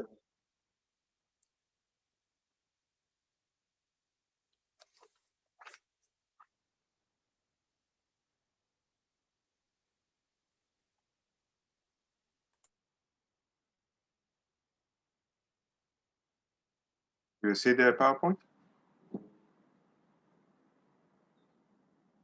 Okay. So hello everyone, my name is Elad and I'm happy to attend in this conference. I'm a PhD candidate from Israel in Islamic studies, and my research deals with Dawah in the West, especially with the American context, and also Dawah in new media platforms with an emphasis on Western Muslim preachers. So my presentation is about Dawah in YouTube to market Islam in Australia, the case of Muhamed Hoblos. So my presentation is divided to 4 parts. One is Dawah, its activity, and the change in the post-September 11 era. After that is a short background about Islam in Australia, which I'm sure a lot of you know that, and the figure of Muhamed Hoblos. And the last are examples of Hoblos YouTube methods to market Islam. My methodology, this research is two-folded and based on Islamic history and the use of YouTube videos in the context of communication discourse. That includes methods such as the visual grammar and DHA, a discourse historical approach, regarding the context of religion. So first of all, what is dawah? The word dawah comes from the Arabic word daw, which means to invite, to call. Dawah is an activity of spreading Islam or calling others about it, which is considered one of the essential activities in Islam. Its primary purposes are guiding Muslims on the right path and attracting non-Muslims to embrace Islam. So first of all, let's go. If we look back in the history, since the early period of the religion of Islam, the Muslim acted in an active global dawah, which helped them to widen and spread the Muslim community borders. This activity changed Islam from a tribal religion in the Arabian Peninsula to a global one. During the activity of the Prophet Muhammad, it's acceptable to distinguish between two main periods. The first is when the Prophet Muhammad activated in the city of Mecca, where he focused on Arabs from the Arabian Peninsula. And the second period is after the Prophet immigrated to Yathrib, the old city of Medina in Saudi Arabia, where his activity acted in a universal attitude towards non-Muslims. Also, the dawah activity has been changing during modern times. For example, in the 20th century, many Muslim immigrants came to non-Muslim places such as America, Europe, Australia, and this activity spread Islam and shaped different attitudes of dawah, which were influenced now by different foreign people and culture. So nowadays, dawah mainly consisted of preaching and striving to revise Islam message to Muslims and non-Muslims alike. However, in the post-September 11 era, dawah became much more significant in the West, an area considered by Larry Poston, the author of the important book Islamic Dawah in the West, as the watershed moment for Islam in the Western Hemisphere. I argue that this reality had to do with two main reasons. One is the rise of Islamophobia as a result of the attacks, and the appearance of social media a few years after the attacks. Since the post-September 11, the waves of Islamophobia against Islam and Muslims have been rising, especially in the West. Nevertheless, those attacks on Islam carried a positive side because it awakened the need of Muslim leaders and Muslim communities to boost and improve the image of Islam and Muslims by becoming ambassadors of Islam in trying to defend the religion and wipe out the negative image that stuck on it. Also, the influence of new media like Facebook, YouTube, and Twitter, which began a few years after September 11, served as an essential platform in gaining more publicity and strength to the Muslim community. Their messages, which were once limited to a mosque in a community or a specific state-line television, now had a 24/7 worldwide accessibility. So preachers and Muslims organizations use the new benefits of those platforms for social activity, which help them to present Islam and Muslims in a much more positive way. This new reality had an effect on Muslims around the West, which also includes Australia, that have also preachers and Islamic organizations who work in dawah to promote Islam in the country. So now we go to the part of Islam in Australia. So Islam in Australia is relatively new compared to other places in the West, such as Europe or America. During the last century, a few factors affected the growth of Islam in the country. The first is the drop of the white Australian policy in the mid-70s that barred migrations from Middle East and Asia, and other accidents caused more immigrants, Muslims, to arrive in Australia, such as the civil war in Lebanon, the Soviet invasion to Afghanistan, Iran-Iraq war, and the Gulf War. So if by 1947, the number of Muslims in Australia was very negligible, by 1996, the Muslims population was more than 200,000, which means 1.1 of the total population. And in 1906, the number of Muslims increased and was 300,000 and 40,000, about 1.7% of the population.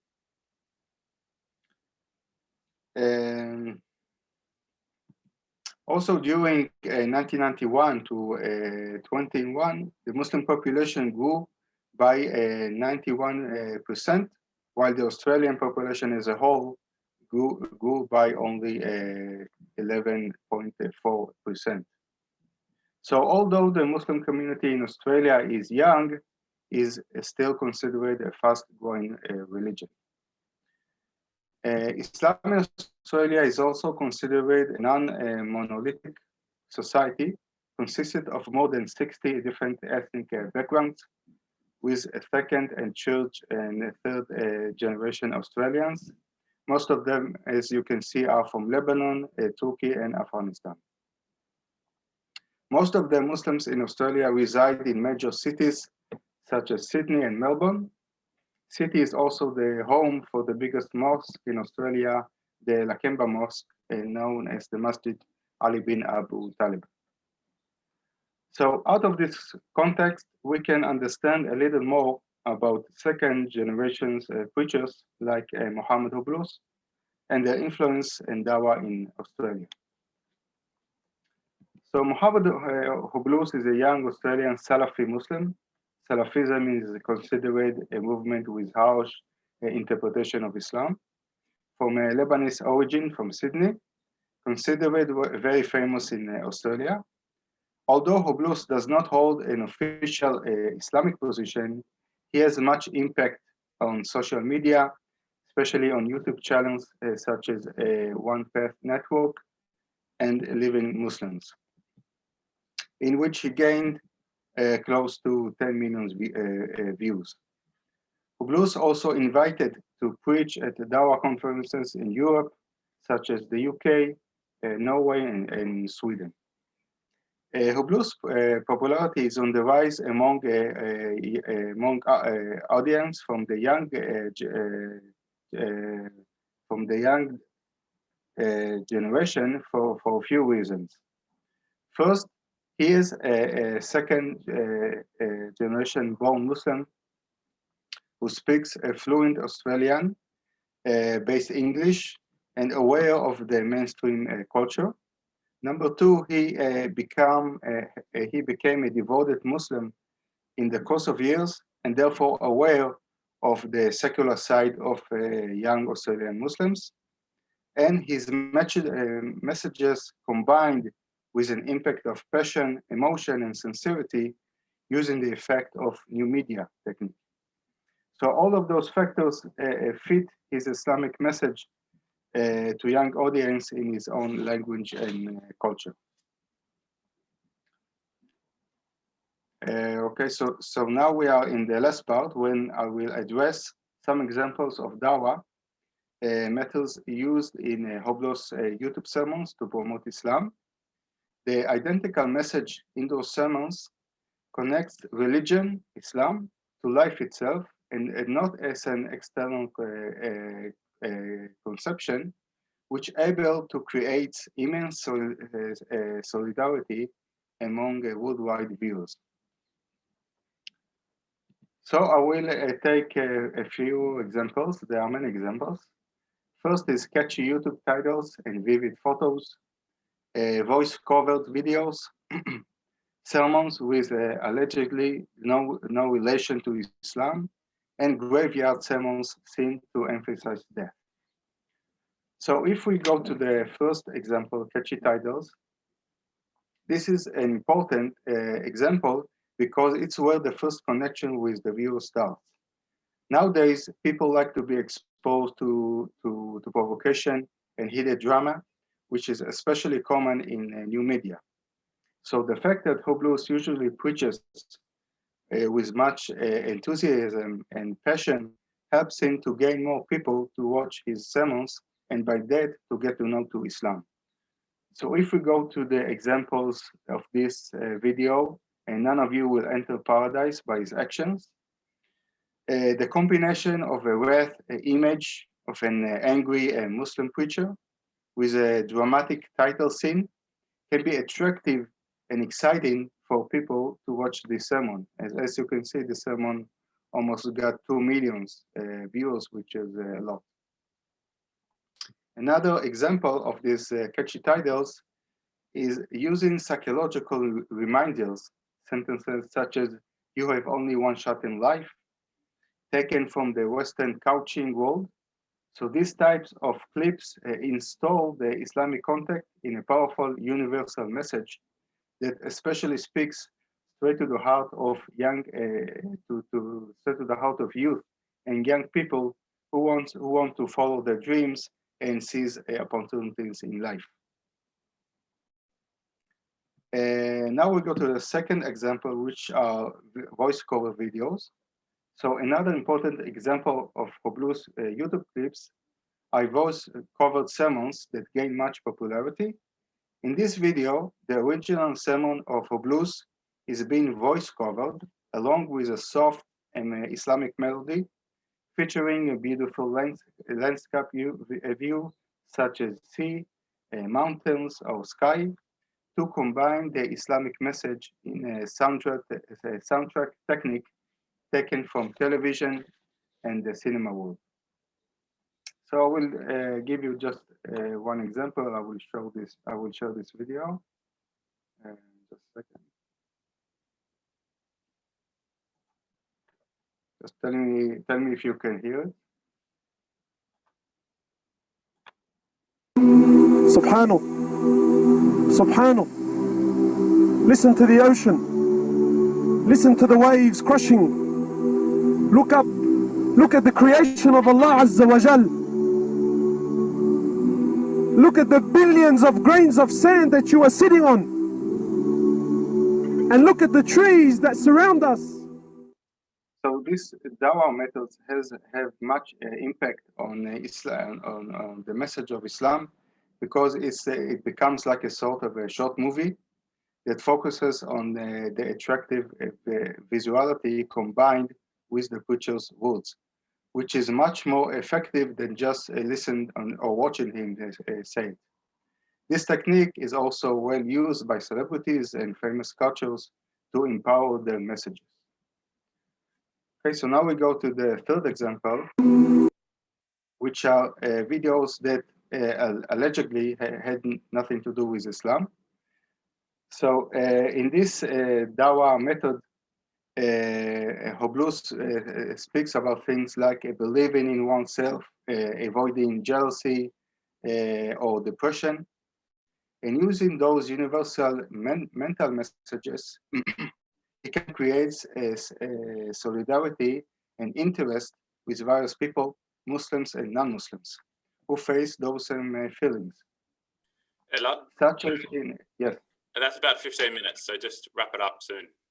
Okay. Like Muslims and non-Muslims who face those same feelings, such as in a Q&A Dawah conference, where he was asked about how to deal with depression. So I have time to show a little bit of this video, or it's 1 minute.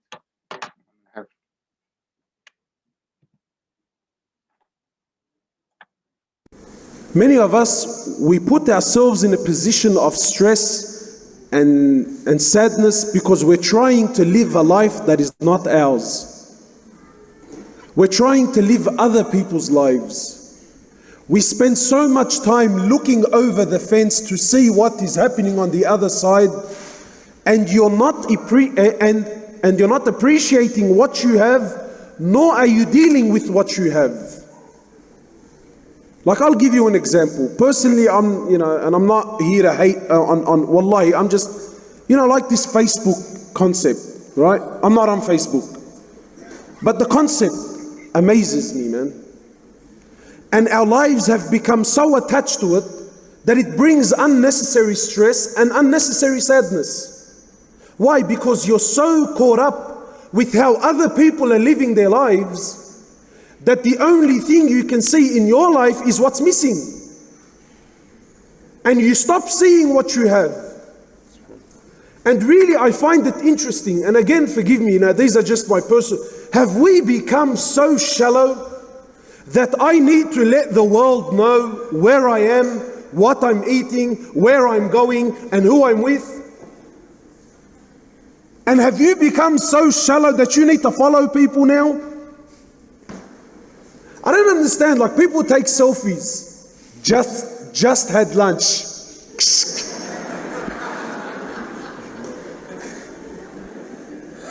Are you that bored? Just had lunch. It was the best. So using this method, the message of Islam that sometimes seems to be harsh and severe is being lightened. Hoblos is not presented as an alienated religious figure, but as a comedian or as a mentor for life, or as a friend who gives you an advice. And although Islam seemed like a topic which is hidden from the talk, it's clear that the solution to those problems are Islam. Now we go to the last example, which are graver sermon scenes to emphasize death. Death is one of the most common topics among religious preachers to minimize the importance of life in this world compared to the afterlife. However, in contrast to many other religious figures who talk about the concept of death, Hoblos illustrates it in participating live in real funerals, accompanied by a group of people standing next to the grave. As we can see in this example of a burial of a sick young Muslim from the community. This is your real home. This is your real house. وَمَا الْحَيَاةُ الدُّنْيَا إِلَّا مَتَاعُ الْغُرُورِ. And what is this world? What do you take with you? When I was there, the brother was saying, he's sick with cancer, vegetabilized in his bed, didn't miss a single prayer. Not in Jama'ah. You're young, you're fit, you're healthy, your car's outside, and you still don't pray. Don't feel sorry for him, feel sorry for yourself. So this scene aims to shock and awaken Muslims to understand the importance of their religion and the urgent to return back to God, to Allah, before it's too late, while presenting a real proof of this reality that is much more significant impact than just preaching about it in the mosque. The grave scene also can be effective towards non-Muslims who are inspired and impressed with that scene that can cause them to see Islam as a suiting solution to their fears. So in summary, as we can see, Muslim preachers nowadays, especially in the West, became a type of celebrity thanks to the platforms of new media that helps them to mitigate and market Islam in a colorful and interested way using Western methods that can speak to the youth and other non-Muslim people in their own language and culture. Such as in the case of Hoblos, a second-generation Australian Muslim, that the combination of the social media effects with his passionate and enthusiastic character creates interest among many young Australian Muslims and millions of worldwide viewers. the visuality of dawah creates an Islam that transcends a religion that is disconnected from life, but instead creates a religion that becomes a dynamic force that interacts with contemporary discourse and daily life realities. Okay, this is it. Thank you very much. Thank you, Elad. Fascinating. Sara. Thank you. Thank you, Elad. I was wondering, how do you define dawah, Elad, in your research? What is dawah? For me, dawah is trying to cause people to see Islam in a better way, whether it's not just in their thinking that they think that Islam is a positive thing, or whether if they want to embrace Islam and become Muslim themselves. So dawah, I see it as a market method to the religion. And who are the target audience of the dawah in your research? Muslims and non-Muslims, but I think that especially Muslims. Sorry, especially Muslims, you said? Yes. But if Because Muslims are already Muslims, why would you want to do dawah? And why would you want to encourage them? In order for them to be closer to God, because not all of the Muslims are practicing Muslims. So and besides, everyone who is religious, he needs to connect himself to the religion every time. I mean, it never ends. Mm-hmm. Even if you're a practice Muslim, you always need to improve your iman, your faith, and it's something which is a part of the religions to maintain it. I'm asking this because I've noticed also you had a picture of Dalia Mujahid, who, among many other people who are not specifically conducting dawah in that aspect that you've just mentioned. And it appears to me that dawah, in your perspective and the way that you're handling it in this specific research, encompass everything that Muslims would do in a positive way. Because whatever Muslims do outside is going to be translate or transcend as Muslims doing it. Therefore, it speaks on behalf of Islam. So this person that you, Muhammad, and all the other people who are conducting what you call da'wah could be just doing their thing, whether it's research, being academic, being a comedian, being whoever they were. It's just the fact that because they're Muslims and they integrate Islam when they speak about secular other issues like depression or like spending, like media, like whatever issue in life, like others, for example, they integrate Islam way of life in tackling issues in general. So I just find it a little bit hard to throw the blanket of dawah to explain everything that Muslims do in the public. That's just my perspective. I think that also some people don't know that, for example, if you look in the Surah of the Prophet Muhammad, so you see that most of his actions were social actions.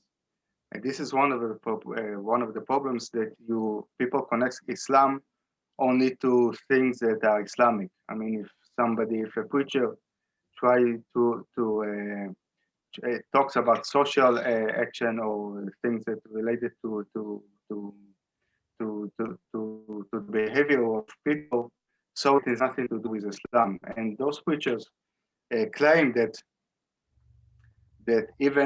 also social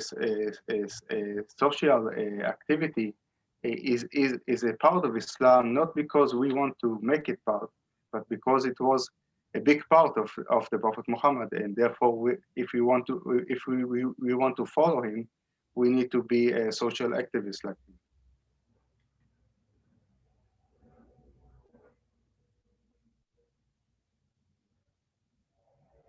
Oh, could I ask a question, Elad? I'm glad that you're able to join us. I was struck when I was watching those videos. Well, two things. One was that when Hoblos was condemning Facebook, his friend is sitting there right next to him, scrolling through on his phone. Yeah. But you know, we're talking about Hoblos as this Australian figure. But his accent, when I first heard the video, his accent immediately places him within, very clearly sort of working class Western Sydney. That it's a very particular, form of Australian identity, and I wonder whether that gets commented upon by his audience, how the Australianness is picked up and interpreted, perhaps by people overseas, and whether his Australian audience locates him within sort of very much that working class Western Sydney, second generation kind of Mediterranean migrant community. Well, I think that because Muslims in Australia are a minority, so in a situation like that, where you speak about a very specific issue, so people don't really pay much attention to it. And I also think that because he's a Salafi, and Salafism is a very a popular trend in Islam now, especially among preachers. So it kind of wiped off what you said about him, that he's from a special place from Sydney, because the Salafism actually creates a whole new paradigm of a person. So Muslims who want to be more observant, who wants to follow the Sharia more, so they have a lot of influence from the Salafism movement. So the Australian part is not playing a major part in this reality. And that's very interesting. That's part of this, new expressions of Islam in places like Australia that try to move away from ethnic specificity. So he's not, considered a Lebanese Muslim. He's considered, Salafi. By the way, the video that I saw that he speaks about depression is from a Dawah conference in Oslo, in Norway. Right. So he's very worldwide. He's an Australian. He speaks first to the Australian community, but because he speaks English and not Arabic.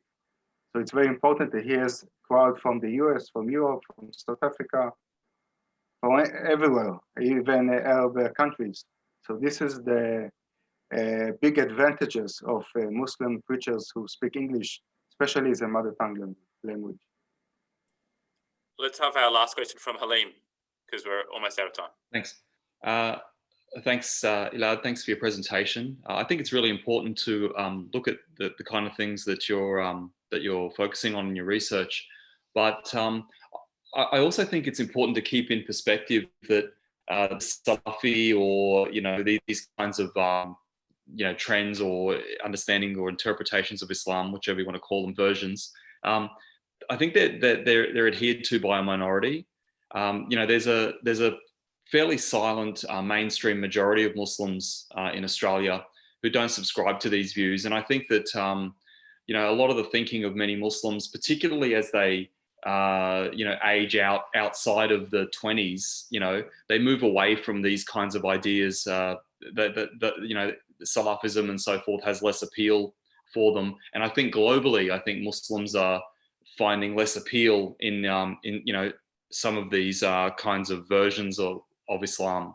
And I think a lot of that has to do with the association of Salafism and Wahhabism more specifically with ISIS and terrorism and extremism and that kind of thing. And I think some other trends that are worth looking at are those that are focusing more on a what we might call a progressive Islam or an ethical kind of orientation. I think that's another space for us as researchers to keep an eye on, because some very interesting things are happening there. And, they're starting to make a case for their particular approach or understanding to Islam, very much grounded also in authentic, texts, interpretations, traditions, and so forth. I think the Salafis have had a bit of a monopoly over this for some time, but I think their dominance in this space might be waning a little bit. And I think if Muslim organizations also wean themselves off, some of this type of thinking, I think that that voice of that mainstream majority and that more authentic ethical Islam might become more apparent particularly in that space where the Salafis have kind of dominated, being the loudest voice there. Thanks. Yes, I agree, and I think that one of the biggest argument against Salafism these days is that they don't confront the modern challenges successfully. They seem to be, for example, if you look at the things like science and Islam, they really have a very narrow-minded people that it's very passionate and enthusiastic, and they speak about Islam, but when we go to the real facts, how to deal with life, how to deal with challenges that we have in life as Muslims in a minority, as a minority. So they seem to have difficulty to really confront it. Like, for example, moderate preachers who have sometimes try to combine modernity with conservatism. And Salafism is not like that, and I think that it's a shame, because these people can really take Islam to much progress. But if they keep on this narrow-minded, so people will leave them, I think. Thank you. I think it's 4 minutes to 5. So if people want to go, feel free to, because I know the women's caucus starts in 4 minutes. So, but we can leave it on if there's more questions. If that sounds okay to everyone? I just wanted to give permission for people to go if they need to. Yeah. I just want to give a comment in response to what Halim and Elad were just saying with regard to the voices of the majority of Muslims. This is for Halim and for Elad, both of you, whoever wants to answer. It's so what happens when what do you think will happen when the majority of Muslims who seem to be, from your research, Halim, that they were progressive, liberal, or cultural nominist, or that have views that is not very much in line with the traditionalist Salafist perspectives? What happens if these people took to the public and took the platform and started talking about Islam in their way, which is combining secularity and everyday challenges that we as minority encounter, and democracy and modernity and all that?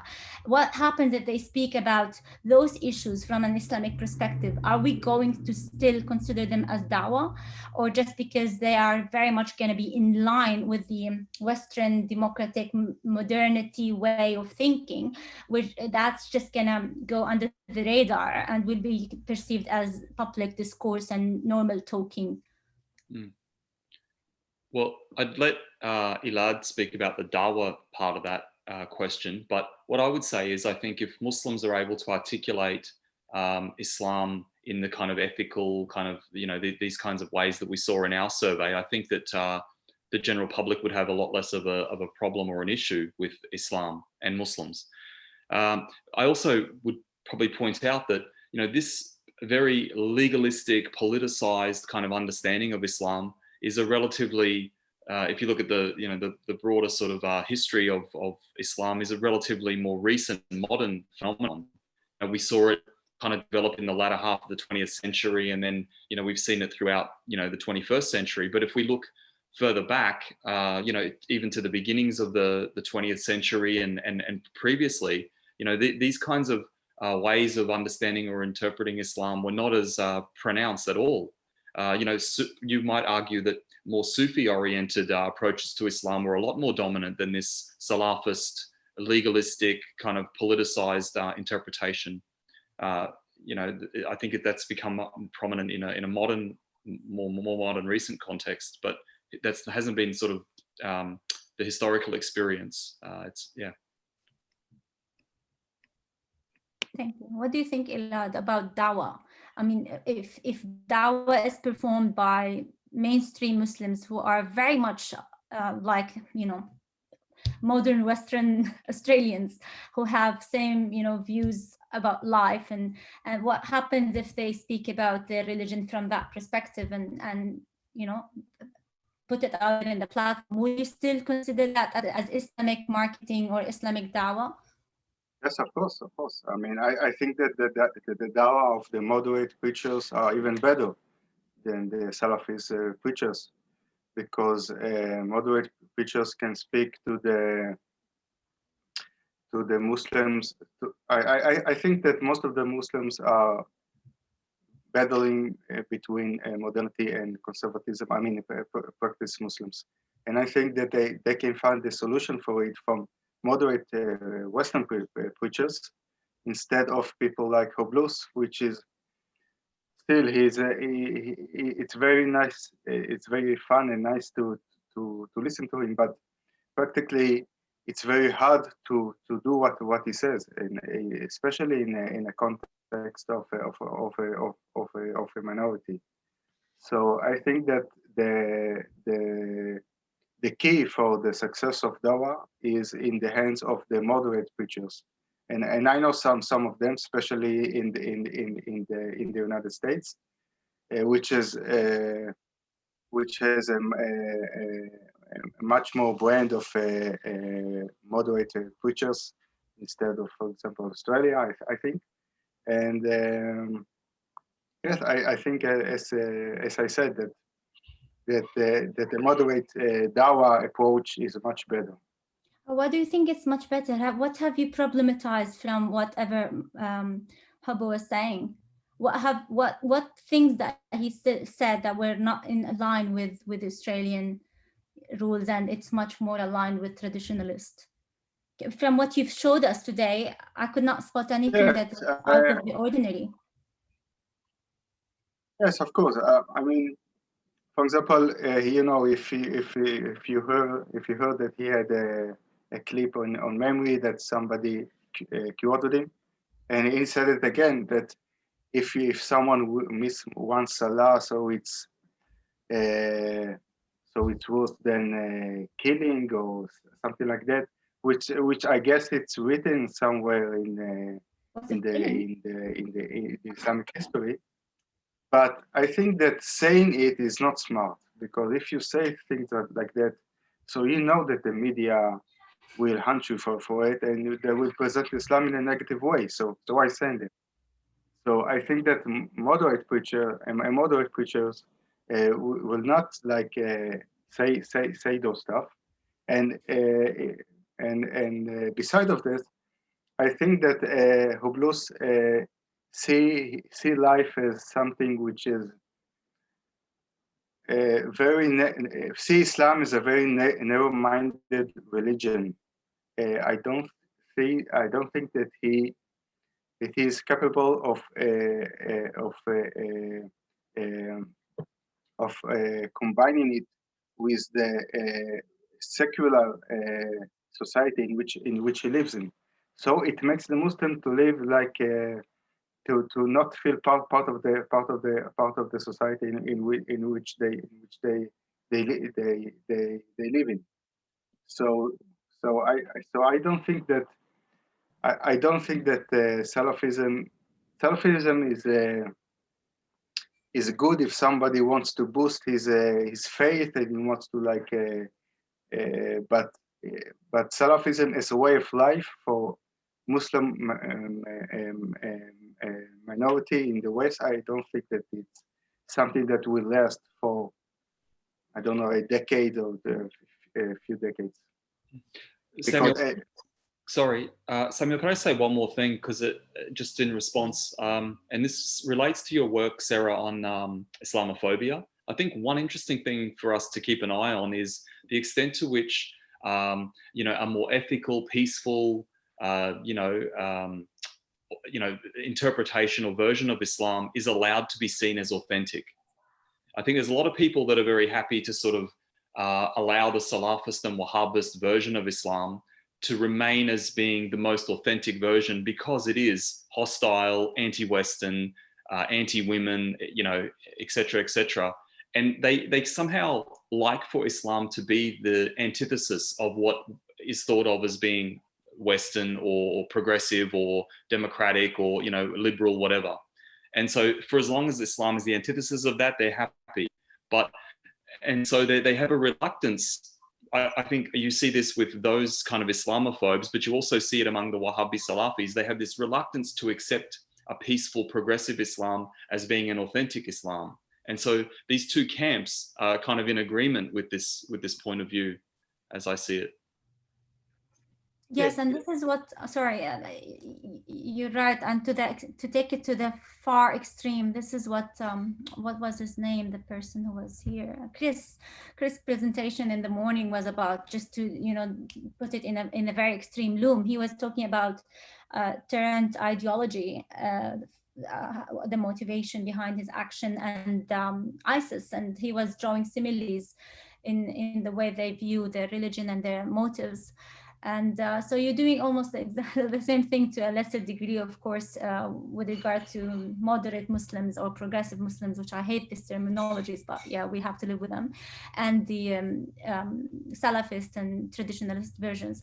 But to reflect on my research, Halim, in this perspective, I mean, I've met 27 persons representing 25 organizations, and some of them would be, you know, considered from the traditionalist, let's say, not Salafist, but traditionalist aspect.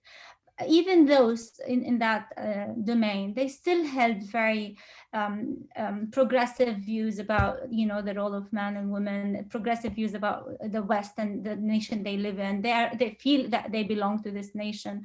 So I don't understand how would you, Elad, generalize that you don't think that that's good for the West. I mean, like, you have to investigate their sense of belonging, their ways by which they enact their citizenship. They might not be enacting their citizenship in the, you know, the most nominal ways that you know, or the conventional ways that the state wants, but they're doing it in their own way, which is very positive and effective, and it's helping their own communities.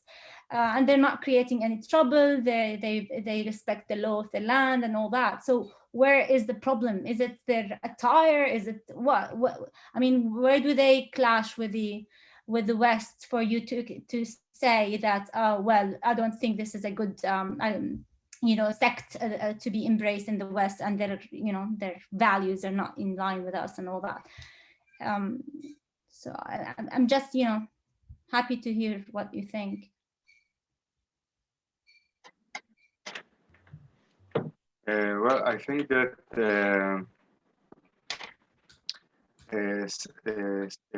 Salafism is not.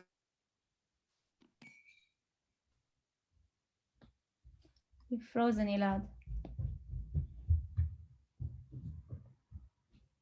I think we've lost Elad.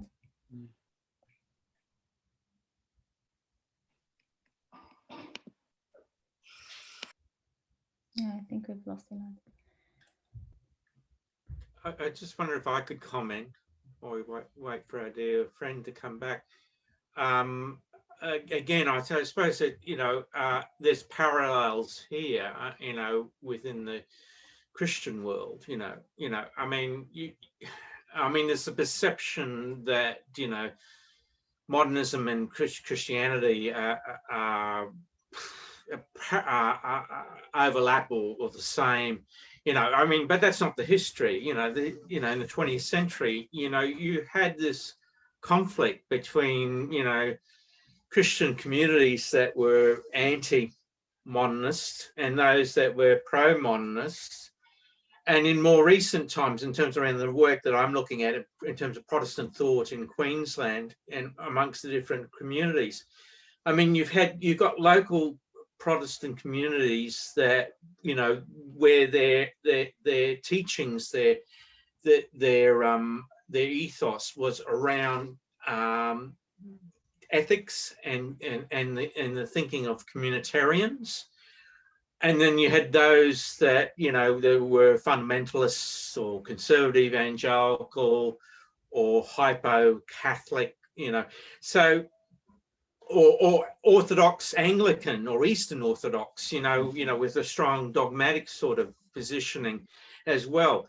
And, I work in terms of trying to get the history of those communities that were based around ethics and or based around communitarian thinking,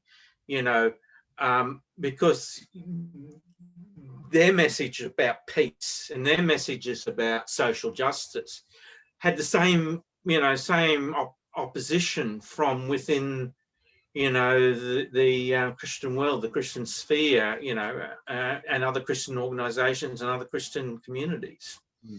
Neville, that's a really good point. And it makes me wonder in that spectrum, who is considered the more Christian, the more authentically Christian? When we look at the Muslim, the Islamophobe would look at, if you look at the typologies that we spoke about, those that were at the Islam, the legalist, political Islamist, militant end, they're often looked at as the most, authentically Muslim, and the others are a watered down, kind of westernized, version. They're kind of the exception. Yeah.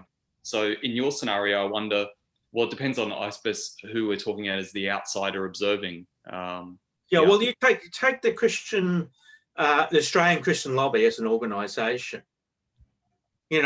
They're seen in the society as the voice of, of speaking, Christian ethics and speaking Christian principles and Christian doctrines and so forth. But, they're horribly, opposed to, the sort of teachings and beliefs within major Christian denominations. The Uniting Church certainly would, I think in a majority of those within the Uniting Church would resist the sort of political agendas and narrative of the Australian Christian lobby. Yet they had this position, in the society.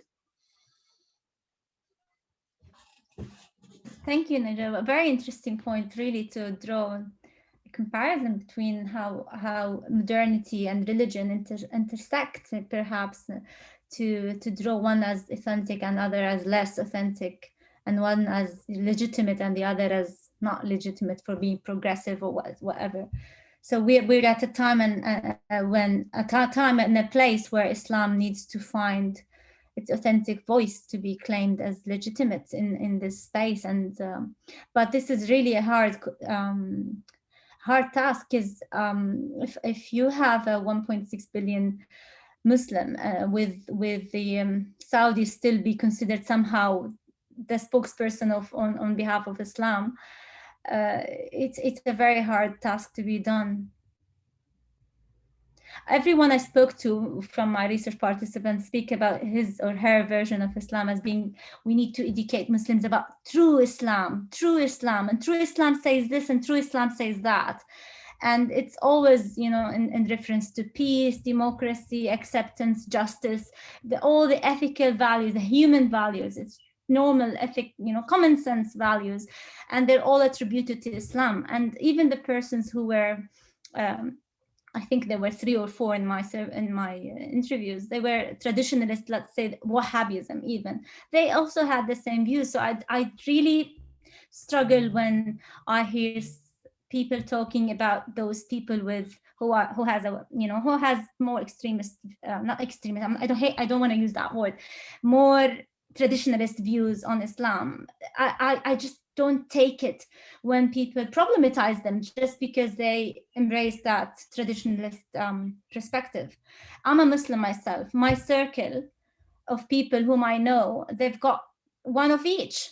one of each the groups that Halim spoke about in his, if not more than one, and none of them poses a threat to Australia. None of them does not feel that they belong. None of them believes in violence. None of them, believes in unequal relationship between men and women. And so I don't understand why they're still problematized, and why whenever they open up, they are only being, pictured as the freaking Wahhabi who's a threat, and we need to fight it to save democracy and modernity. Yeah, we should finish, but my interpretation of what Elad was saying, actually, Sara, was a little bit different. I didn't think he was trying to say that those preachers were a threat or a danger. I think his point was more as kind of demographic argument, that people, that ordinary Muslims will just lose interest because they're not apologetically powerful enough. And what I mean by that is they're not speaking into like general, more very pragmatic things, like I don't know, what can I do with my mortgage, or what can I go to this place where they serve alcohol or whatever. I thought that was what his argument was, but I could be wrong. Yeah, but can I add on that, Sam? And it goes to your presentation too. That earlier this morning I did my presentation, about mid 20th century Christian theologies and its relationship to the way that local communities think, and mid to late.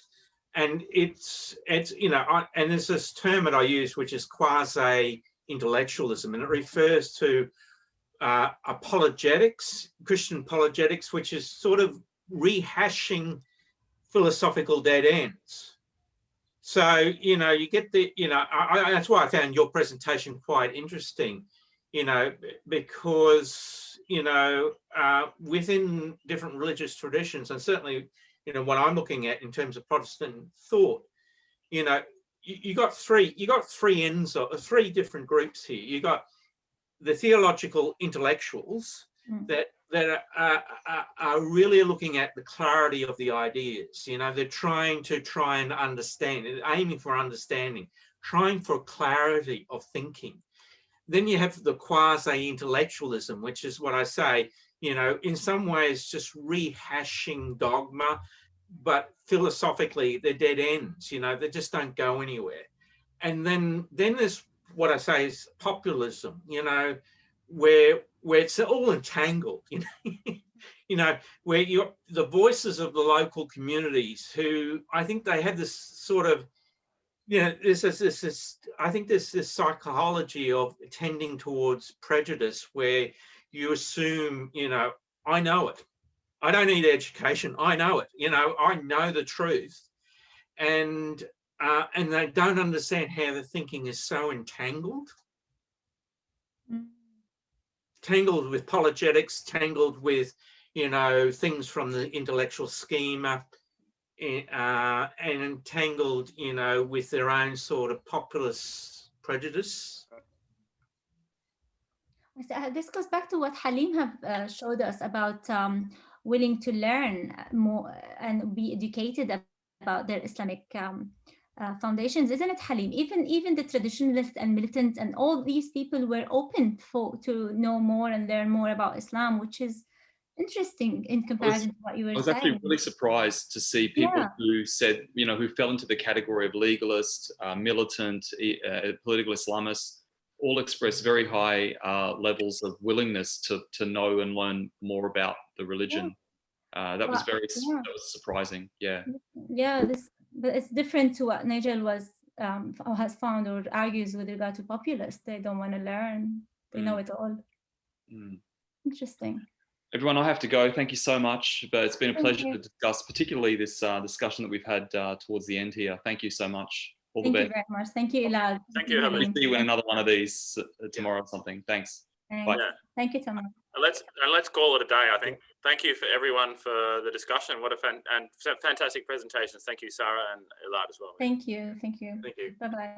Bye-bye. Bye.